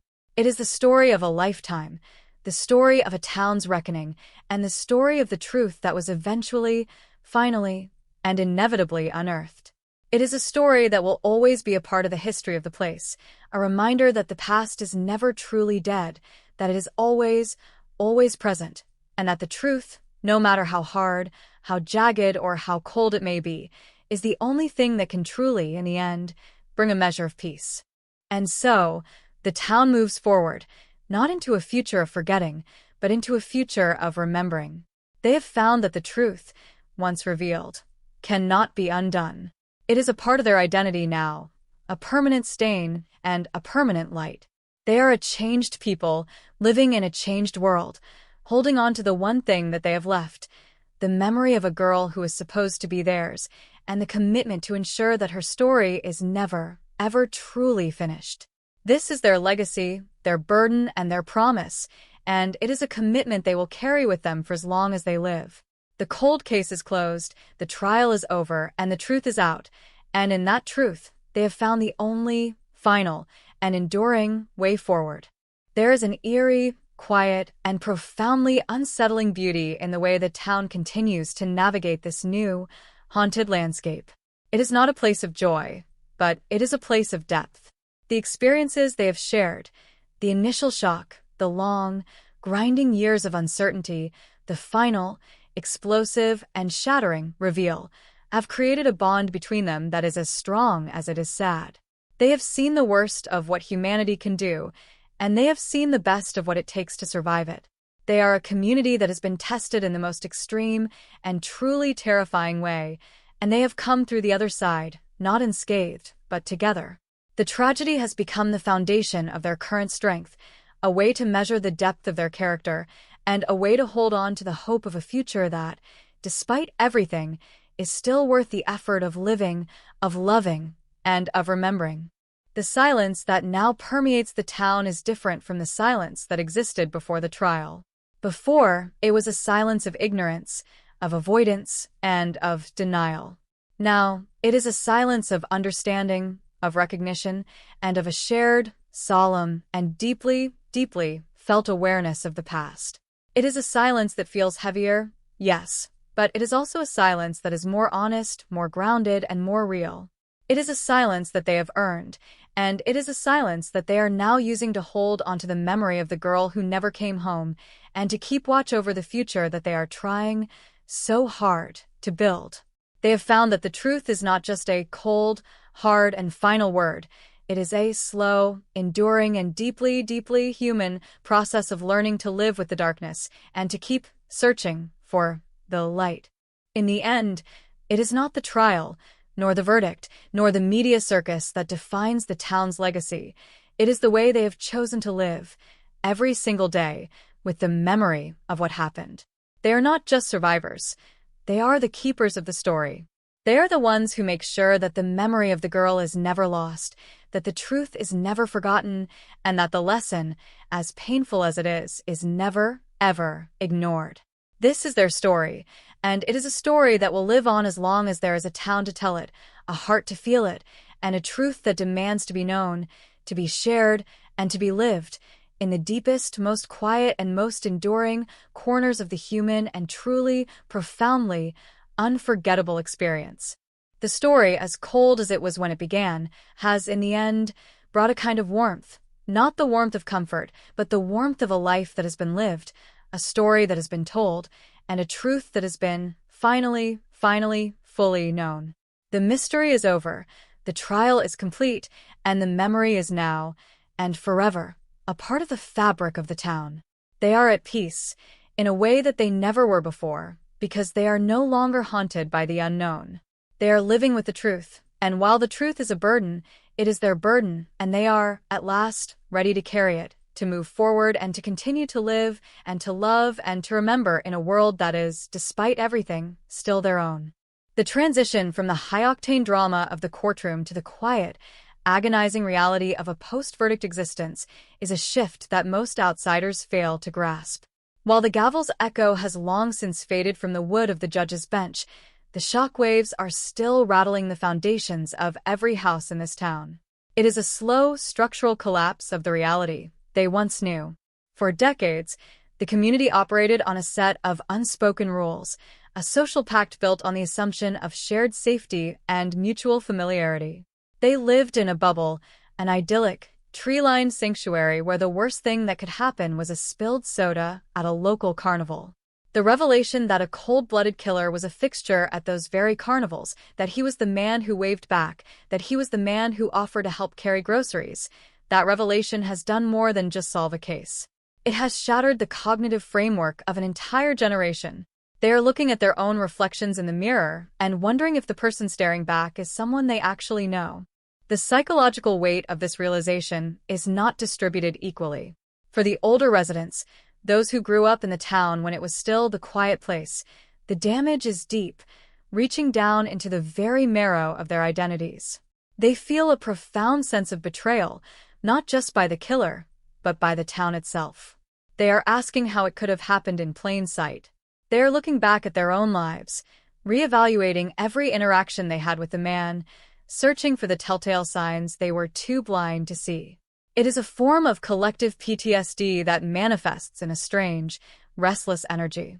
You see it in the way the grocery store feels suddenly too crowded, or how a friendly knock at the door is met with a pause, a hesitation, a split second of visceral fear. They are no longer living in a town. They are living in a crime scene that never gets cleaned up. Then there are the younger ones, the children born long after the girl disappeared, for whom this case was just a dark, whispered legend until the trial made it a terrifying, modern reality. For them, the impact is different. They didn't lose their innocence. They never had it. They were born into the shadow of the cold case, and the trial simply gave that shadow a name, a face, and a location. They walk through the park with a heightened awareness that is alien to their parents. They don't just see trees and benches. They see the location of a tragedy. They have been robbed of the ability to take their own safety for granted. And yet, there is a strange, paradoxical resilience in them. They are the ones who are pushing for the memorial, the ones who are talking about it in their classrooms, the ones who are demanding that the truth be faced head-on rather than swept under the rug. They are the ones who are most equipped to carry the story forward because for them, the story isn't a disruption. It is the reality they were born into. The detective's office, once a place of frenetic energy and desperate, late-night strategy sessions, has become a tomb of paperwork and post-mortem analysis. The lead investigator, a man whose hair's gone white in the pursuit of this one elusive ghost, finds himself unable to step away. He comes in on his days off, sitting at his desk, staring at the file. It is officially closed. There is a solved stamp on the cover, but he can't stop tracing the lines of the evidence, wondering if there was anything he missed, anything that could have ended this sooner. It's the curse of the investigator who spends too long in the dark. They stop being able to see the light. He knows that he caught the man. He knows the legal process is complete, but the why still haunts him. He tries to explain it to his wife, tries to tell her that it's not about the job, but about the piece of himself that he had to leave behind in the evidence locker, but he knows she can't understand. How do you explain that you've spent 40 years chasing a shadow, only to find that the shadow was a man, and the man was a mirror? The media, having gorged themselves on the initial shock of the verdict, have started to turn their attention elsewhere. The satellite trucks are departing, the camera crews are packing up, and the microphones are being put back in their cases. For the town, this is perhaps the most disorienting part of all. The spotlight that turned their lives into a spectacle is now shifting, leaving them in the cold, dark silence of their own making. It is a relief, yes, but it is also a source of deep, underlying anxiety. They have been so focused on managing their public image, on performing their grief for the cameras, that they don't quite know how to be alone with their tragedy anymore. The silence is now truly, and terrifyingly, theirs. There are no more interviews to give, no more stories to shape, just the reality of living in a place that has been permanently marked by a ghost. In the midst of this, the victim's family is struggling to build a new life in the shadow of the old one. They are moving into a smaller, quieter, more private existence, but the ghost of the girl is with them every step of the way. They aren't looking for closure. They are looking for a way to survive the crushing, inevitable weight of their own memory. They have realized that the truth is not a healing force. It is a weight. It is a heavy, immutable fact that sits at the center of their existence, a constant reminder of the life they were supposed to have. They look at each other and see the reflection of their shared loss, the way they have all been broken in different, irreconcilable ways. They don't speak about it much. There are no words for this level of pain, but the silence is thick, heavy, and profound. They are the keepers of the most sacred and the most devastating part of this story, and they are doing it with a grace that is both heartbreaking and entirely, utterly human. The town's economy, surprisingly, is also struggling. The local businesses, once the heart of the community, are seeing a drop in foot traffic. People are staying home, keeping their doors locked, avoiding the public spaces that were once the hubs of their social life. The cold case has cast a pall over everything. You can feel it in the way the local diner is emptier than it used to be, in the way the park is quiet even on sunny days, in the way the town feels like a place that is holding its breath. It is a subtle, almost imperceptible shift, but it is undeniable.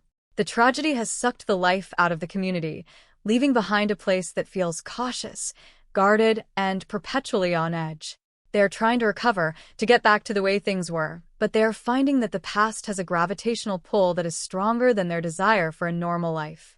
As the months turn into years, the town is finding that it cannot truly move on until it has made peace with its own complicity. This is the hardest realization of all. The townspeople are beginning to admit to themselves that there were signs, a strange look here, an odd comment there, a period of unexplained absence, that were dismissed, ignored, or brushed aside because they didn't fit the norm. They are grappling with the guilt of having lived in the same space as the killer and not having seen the monster he was. This, perhaps, is the most profound and lasting impact of the trial. It has forced the community to confront the limitations of their own perception, to acknowledge that they saw what they wanted to see, and that in doing so, they allowed the evil to thrive. This guilt is a slow-acting poison, a weight that is being carried by every person who ever exchanged a polite word with the killer, and it is a burden that they are just now starting to verbalize in the privacy of their own homes and the therapy rooms they are now packing. The trial has also shifted the way the community treats its history. There is a newfound, intense interest in the stories of the past, not just the tragic ones, but all of them. The town library is seeing a surge in inquiries about local records, historical documents, and forgotten archives. There is a desperate, collective need to know everything, to ensure that there are no more secrets buried in the dark, no more histories that are being overlooked or ignored. It is an act of reclaiming the narrative, of taking control over their own history, of ensuring that the memory of what happened is not just a collection of tragic headlines, but a comprehensive, well-documented, and understood reality. It is a slow, methodical process, but it is an essential one. A way for the town to process its past and to ensure that the mistakes of the previous decades are not repeated, even if the cost is the constant, nagging presence of the painful memories. In the final, quiet hours of the day, when the town is blanketed in the silence of the night, the weight of the story is most profound. There is a collective, unspoken acknowledgement that while the case is officially closed, the story is far from over. The memories of the girl, the shock of the discovery, the trauma of the trial, all of it remains in the air, a persistent, invisible, and deeply unsettling presence. People go to sleep, but they do so with a light on or a door checked, or a glance at the empty space in their lives where the sense of safety used to be. The story of the cold case, the story of the girl, and the story of the man who stole her life. This is the reality they are now left with. It is a reality that is defined by the loss, the discovery, and the enduring, unbreakable, and profoundly human need to remember, to understand, and to face the truth, no matter how long it takes, no matter how much it costs, and no matter how much the truth may hurt. The town is forever marked, a place that was once just a map location, now a site of enduring, legendary tragedy. This is the reality for the inhabitants, who are trying to forge a future out of the ruins. They are not asking for forgiveness. They are asking for the strength to bear the weight of what they know. The trial didn't just expose a murder, it exposed the vulnerability of an entire way of life. The realization that they were so easily duped, that the person they trusted was the very person they had to fear, has shattered their worldview. They are moving forward, yes, but they are doing so with a new, sober understanding of the world's darker possibilities. They are no longer living in the simple, idyllic hamlet of 1986. They are living in the complex, haunted, and profoundly altered community of the present day. And they know, deep down, that they will never, ever be the same again. The cold case is finally, definitively closed, but the haunting, the processing, and the enduring, relentless reality of the tragedy continue, a persistent echo that will define the town for as long as it survives. Every year on the anniversary of the disappearance, a small group of people still gather in the park, lighting candles and leaving flowers at the base of the trees.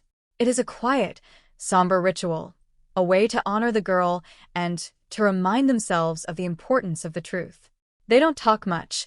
They just sit in the silence, letting the weight of the years wash over them. There are no cameras, no reporters, no grand speeches, just the simple, unadorned, and deeply human act of remembering. This, perhaps, is the true, final act of the story.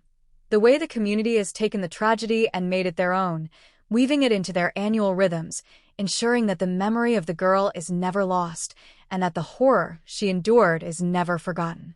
It is a way to make the tragedy meaningful, to turn the pain into a persistent, living, and undeniably vital part of their collective life.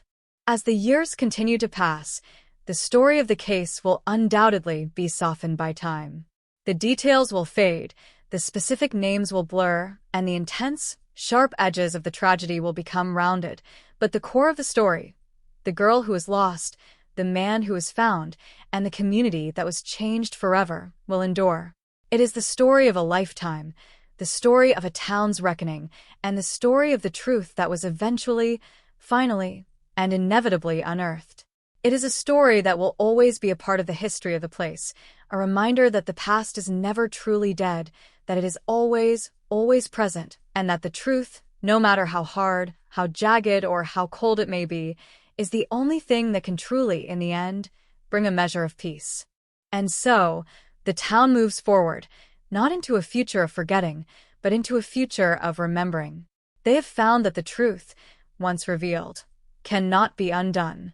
It is a part of their identity now, a permanent stain and a permanent light. They are a changed people, living in a changed world, holding on to the one thing that they have left, the memory of a girl who is supposed to be theirs, and the commitment to ensure that her story is never, ever truly finished. This is their legacy, their burden, and their promise, and it is a commitment they will carry with them for as long as they live. The cold case is closed, the trial is over, and the truth is out, and in that truth, they have found the only, final, and enduring way forward. There is an eerie, quiet, and profoundly unsettling beauty in the way the town continues to navigate this new, haunted landscape. It is not a place of joy, but it is a place of depth. The experiences they have shared, the initial shock, the long, grinding years of uncertainty, the final, explosive, and shattering reveal, have created a bond between them that is as strong as it is sad. They have seen the worst of what humanity can do, and they have seen the best of what it takes to survive it. They are a community that has been tested in the most extreme and truly terrifying way, and they have come through the other side, not unscathed, but together. The tragedy has become the foundation of their current strength, a way to measure the depth of their character, and a way to hold on to the hope of a future that, despite everything, is still worth the effort of living, of loving, and of remembering. The silence that now permeates the town is different from the silence that existed before the trial. Before, it was a silence of ignorance, of avoidance, and of denial. Now, it is a silence of understanding, of recognition, and of a shared, solemn, and deeply, deeply felt awareness of the past. It is a silence that feels heavier, yes, but it is also a silence that is more honest, more grounded, and more real. It is a silence that they have earned, and it is a silence that they are now using to hold onto the memory of the girl who never came home, and to keep watch over the future that they are trying so hard to build. They have found that the truth is not just a cold, hard, and final word. It is a slow, enduring, and deeply, deeply human process of learning to live with the darkness and to keep searching for the light. In the end, it is not the trial, nor the verdict, nor the media circus that defines the town's legacy. It is the way they have chosen to live, every single day, with the memory of what happened. They are not just survivors. They are the keepers of the story. They are the ones who make sure that the memory of the girl is never lost, that the truth is never forgotten, and that the lesson, as painful as it is never, ever ignored. This is their story, and it is a story that will live on as long as there is a town to tell it, a heart to feel it, and a truth that demands to be known, to be shared, and to be lived in the deepest, most quiet, and most enduring corners of the human and truly, profoundly unforgettable experience. The story, as cold as it was when it began, has, in the end, brought a kind of warmth. Not the warmth of comfort, but the warmth of a life that has been lived, a story that has been told, and a truth that has been, finally, fully known.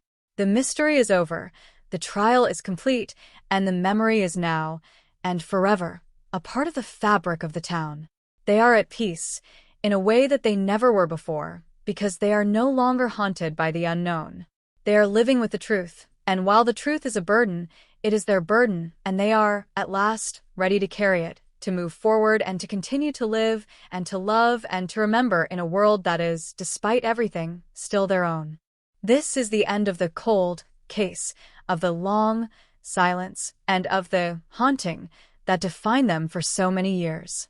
The truth has been brought to light, and the town is at last free to be itself again. It is a new, different, and forever altered town, but it is at last a town that is finally whole because the truth is at last here to stay and to guide them into whatever future may come.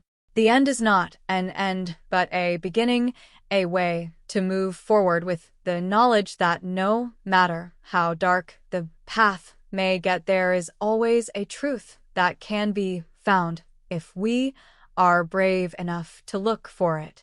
And so, the town continues its rhythm, its life, its story, because it knows that the memory of the girl will always be with them, a silent witness, a guiding light, and an enduring reminder that even in the darkest of cases, the truth will always eventually find its way out of the cold and into the warmth of the light. This is the truth, and it is a truth that is forever theirs to hold, to cherish, and to pass on as a testament to the resilience, the courage, and the undying spirit of the human experience. The case of 40 years is over, but the legacy of the truth will last for as long as time itself. The echoes of the verdict continue to resonate in the quiet, empty streets of the town, vibrating through the floorboards of the homes where families now sit in a state of suspended animation. It is as if the town itself has been hollowed out, leaving only the shell of what it once was, a place where the past has finally caught up with the present in a collision so violent that nothing remains unscathed. For the residents who walked these paths for decades, the revelation that the man behind the mask was the man next door has fundamentally rewired their sense of reality. They are now living in a world where the familiar is no longer safe, where the comforting rhythms of their daily lives are punctuated by the jarring, inescapable memory of the trial. Every time they step outside, every time they glance at their neighbor's house, they are reminded of the monster that lived among them, a realization that has turned their sanctuary into a landscape of unease and hidden, jagged secrets. The internal architecture of the town's psyche has been irrevocably altered. They are no longer a community defined by their shared history, but by the tragedy they now all, in their own ways, own. The collective burden is a heavy, almost tangible weight, a pressure that builds in the silence of the long, dark nights. They are grappling with a profound sense of loss, not just the loss of the girl, which has been mourned for 40 years, but the loss of the illusion that their world was fundamentally good, fundamentally kind, and fundamentally secure. This is the true, creeping, and enduring impact of the cold case coming to an end. It has stripped away the veneer of their perceived innocence and replaced it with a complex, darker, and more demanding understanding of what it means to live in a community, to be a neighbor, and to be a human being in a world that is capable of such profound, unexpected, and utterly devastating evil. The victim's family, now distanced from the central, public focus of the trial, are navigating the aftermath in a solitude that is as profound as it is painful. They have moved into a new, smaller, more secluded life, but the ghost of the girl is an ever-present companion in the quiet rooms of their home. They are finding that the resolution they sought for 40 years is not a finish line, but a new, and in many ways more difficult, chapter of grief. They are not looking for closure. That is a concept for the world outside, for the people who were not there, for the people who did not lose a piece of their own heart to the abyss. They are looking for a way to carry their loss without it crushing them, a way to remember their daughter not as a tragedy, but as a person, a life, and a vibrant, beautiful, and deeply, deeply cherished memory that was stolen from them, not just by the killer, but by the long, cold, and unrelenting passage of time itself. In the police precinct, the detectives who worked the final chapter of this case are finding themselves in a state of professional and personal disorientation. They have closed the file, they have secured the conviction, and they have fulfilled their promise, but the sense of completion they expected never arrived. Instead, they feel a deep, haunting hollowness, a sense that the work was only half done. They spent years inside the mind of a murderer, following his patterns, mapping his movements, and trying to reconcile the horrific reality of his actions with the mundane, everyday life he maintained in the open. They are now tasked with returning to the ordinary, the bureaucratic, and the routine, but their perspectives have been permanently shifted. They are looking at the world with a heightened and perhaps cynical awareness of the darkness that lies beneath the surface, waiting for the right moment, the right opportunity, and the right, unsuspecting soul to reveal itself in the harsh, unflinching, and unforgiving light of the truth. The media's departure from the town is the final, and in many ways the most jarring, stage of the process. The sudden, absolute silence that follows the roar of the cameras and the lights is a sensory and emotional shock to the system. The townspeople are left to process the aftermath on their own, without the distraction of the spectacle or the comfort of the public attention.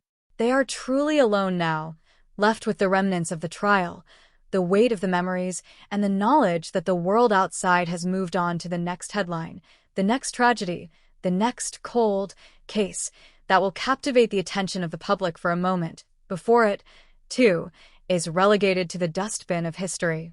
This abandonment by the world is a strange, and in some ways, necessary, part of the town's own, slow and laborious, process of healing, but it is also a source of deep and pervasive anxiety.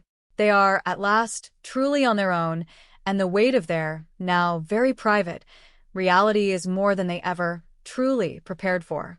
The schools and public buildings, once the focal points of the community's shared life, are now operating under a new, more rigid, and more watchful paradigm.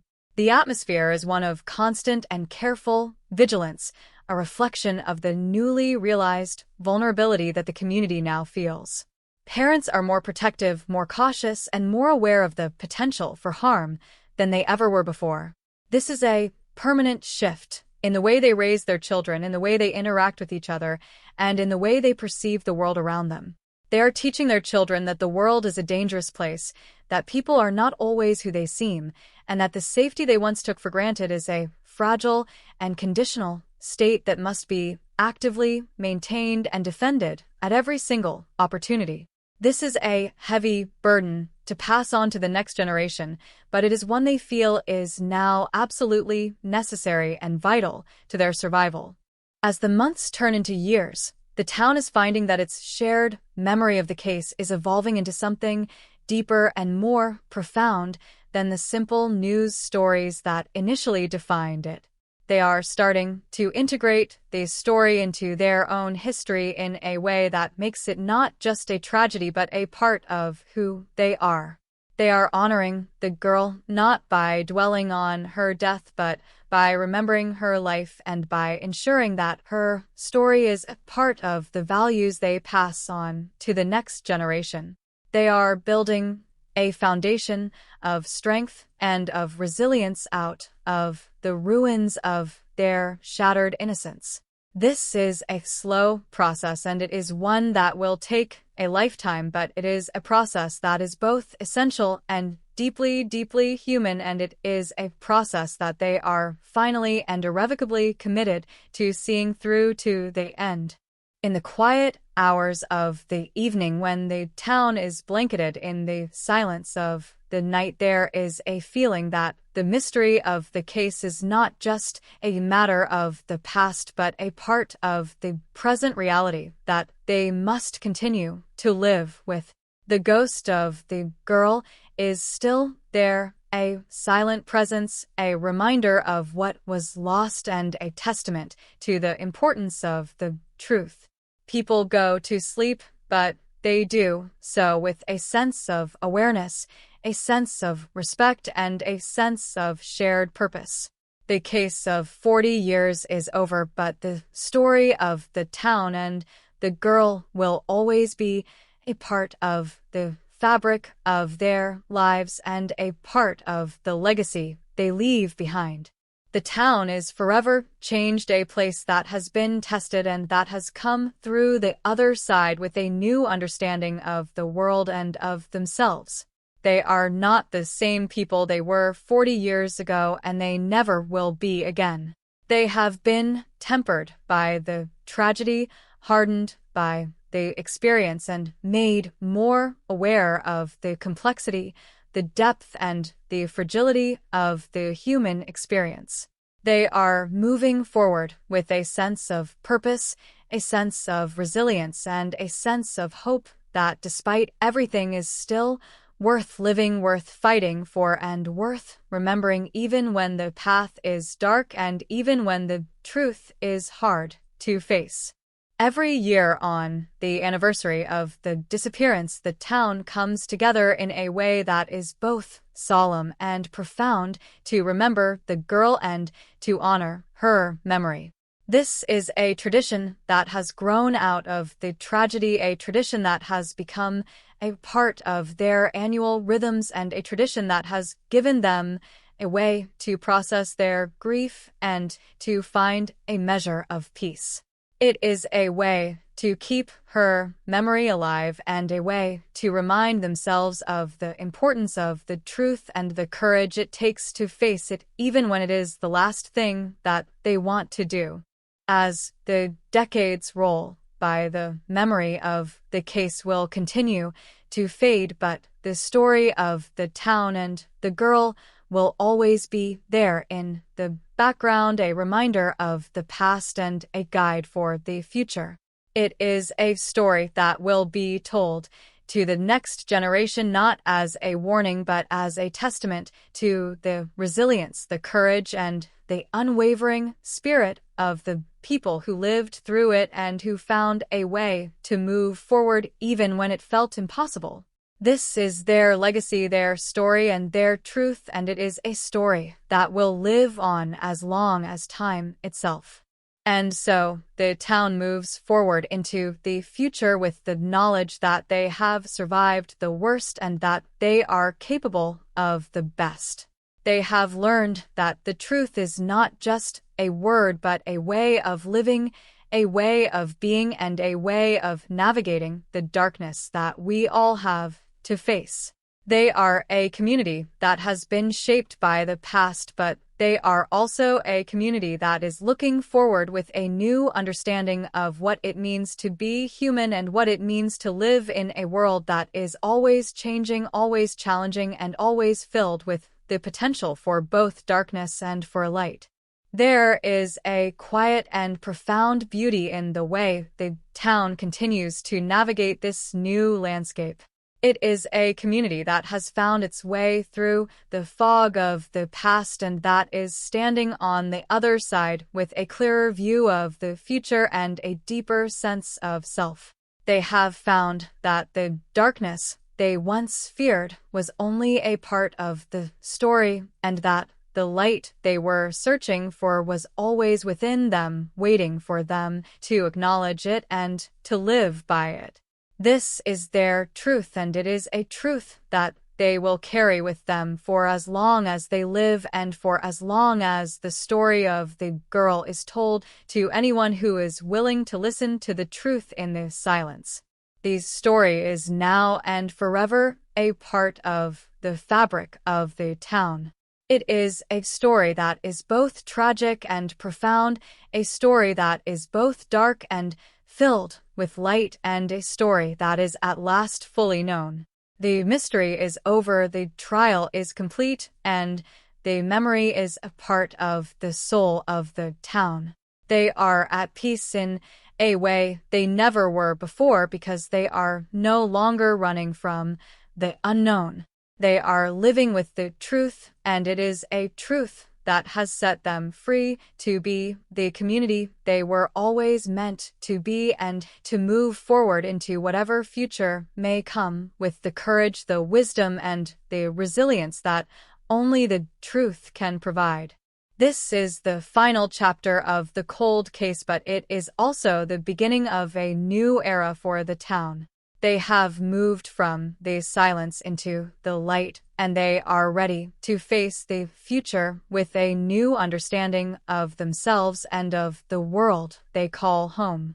The girl will always be with them, a silent witness, a guiding light, and an enduring reminder that even in the darkest of cases, the truth will always eventually find its way out of the cold and into the warmth of the light.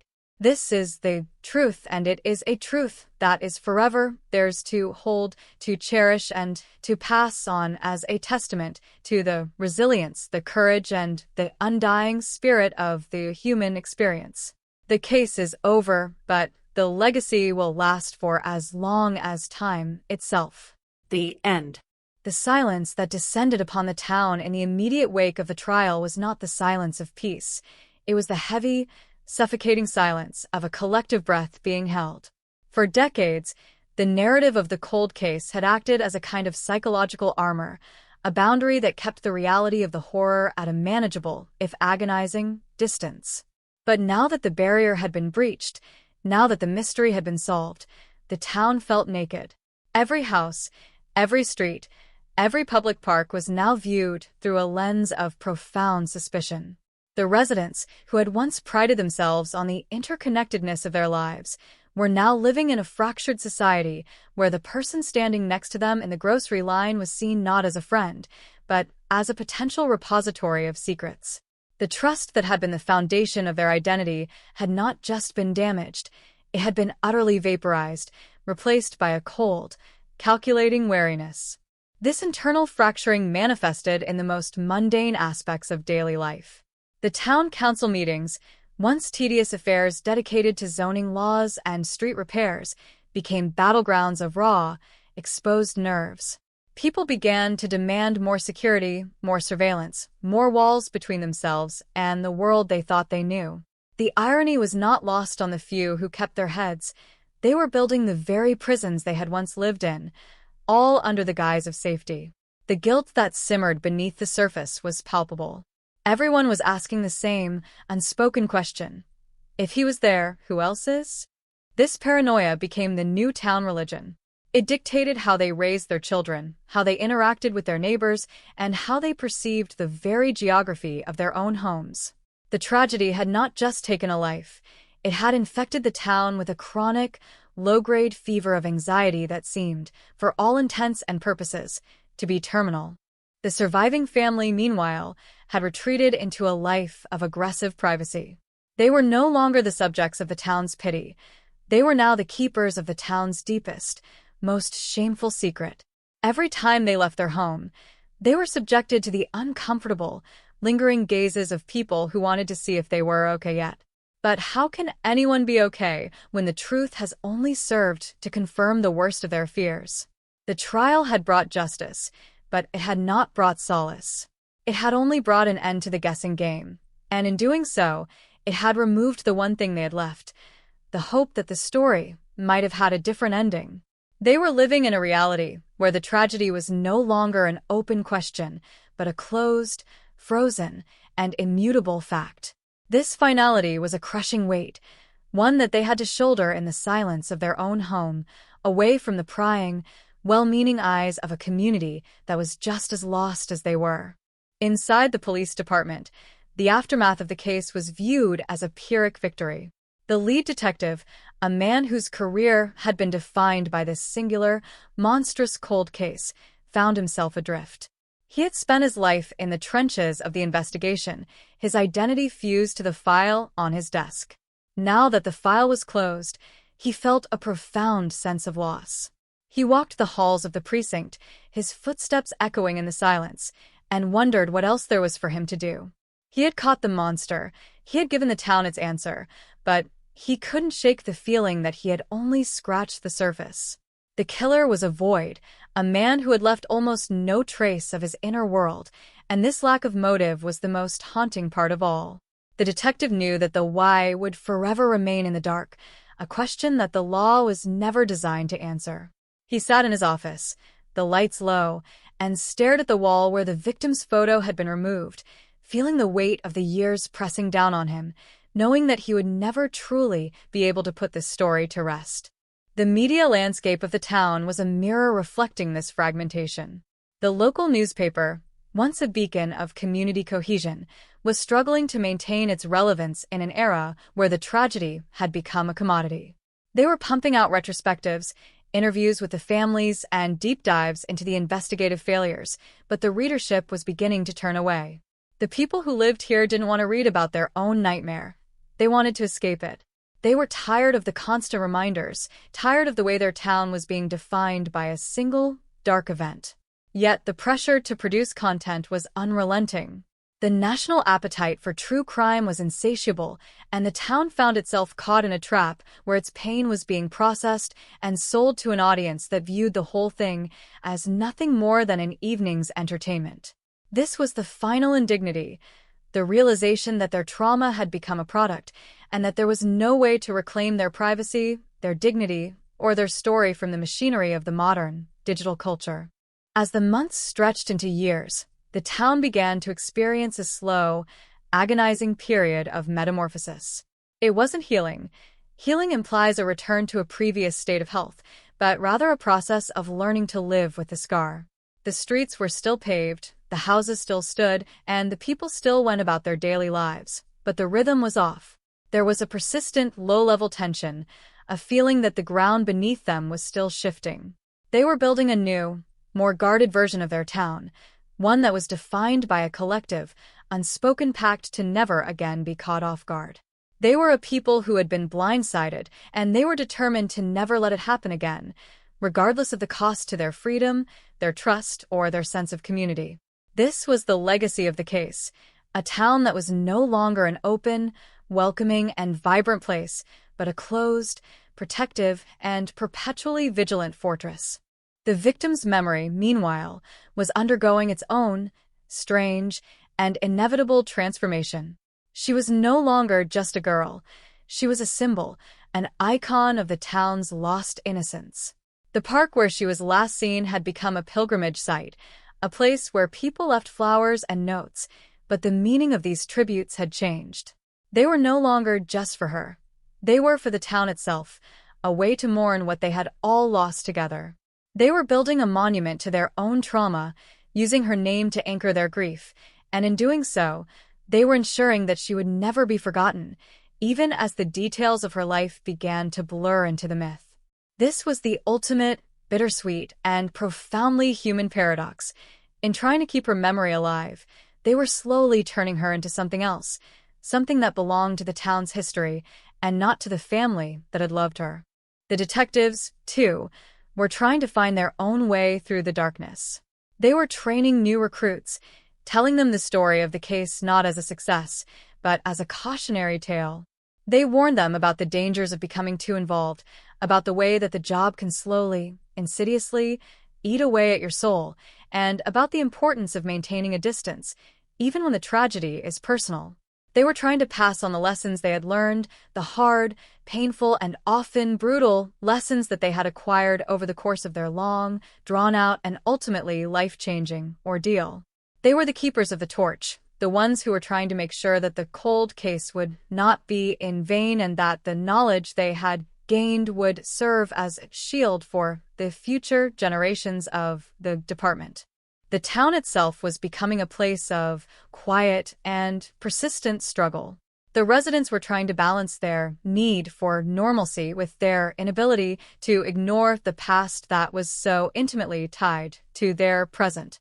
They were finding that the process of remembering was also a process of surviving, and that the way to live with the darkness was not to turn away from it, but to look it in the eye and to admit that it was a part of who they were and what they had been through. This was the core of their new identity, an identity that was forged in the furnace of their own shared and irreversible tragedy. And so the story continued to unfold not as a single event, but as a series of small and daily encounters with the past. Each anniversary brought with it a renewed sense of awareness, a fresh wave of emotion, and a collective need to acknowledge the girl and the life that she had been denied. They were a community that had been hollowed out and then filled with a new and more complex understanding of their own vulnerability, their own capacity for grief, and their own resilience in the face of the impossible. This was the legacy of the cold case, and it was a legacy that would last as long as the town itself. They had been through the storm, they had felt the wind, and they had seen the lightning, and now they were standing in the quiet after the rain, not waiting for it to end, but for the soil to dry and for the life to find its way back to the surface in a new and different way. They were the town of the girl who had been taken, and they were the town of the truth that had been revealed, and they were the town of the resilience that was now their defining and enduring strength. The mystery of the girl was now solved. The trial was over. The murderer was where he belonged, and the town was left to be itself again. It was a different self, a more wary self, a more guarded self, but it was a self that was finally, fully at home in its own haunted and deeply memorable skin.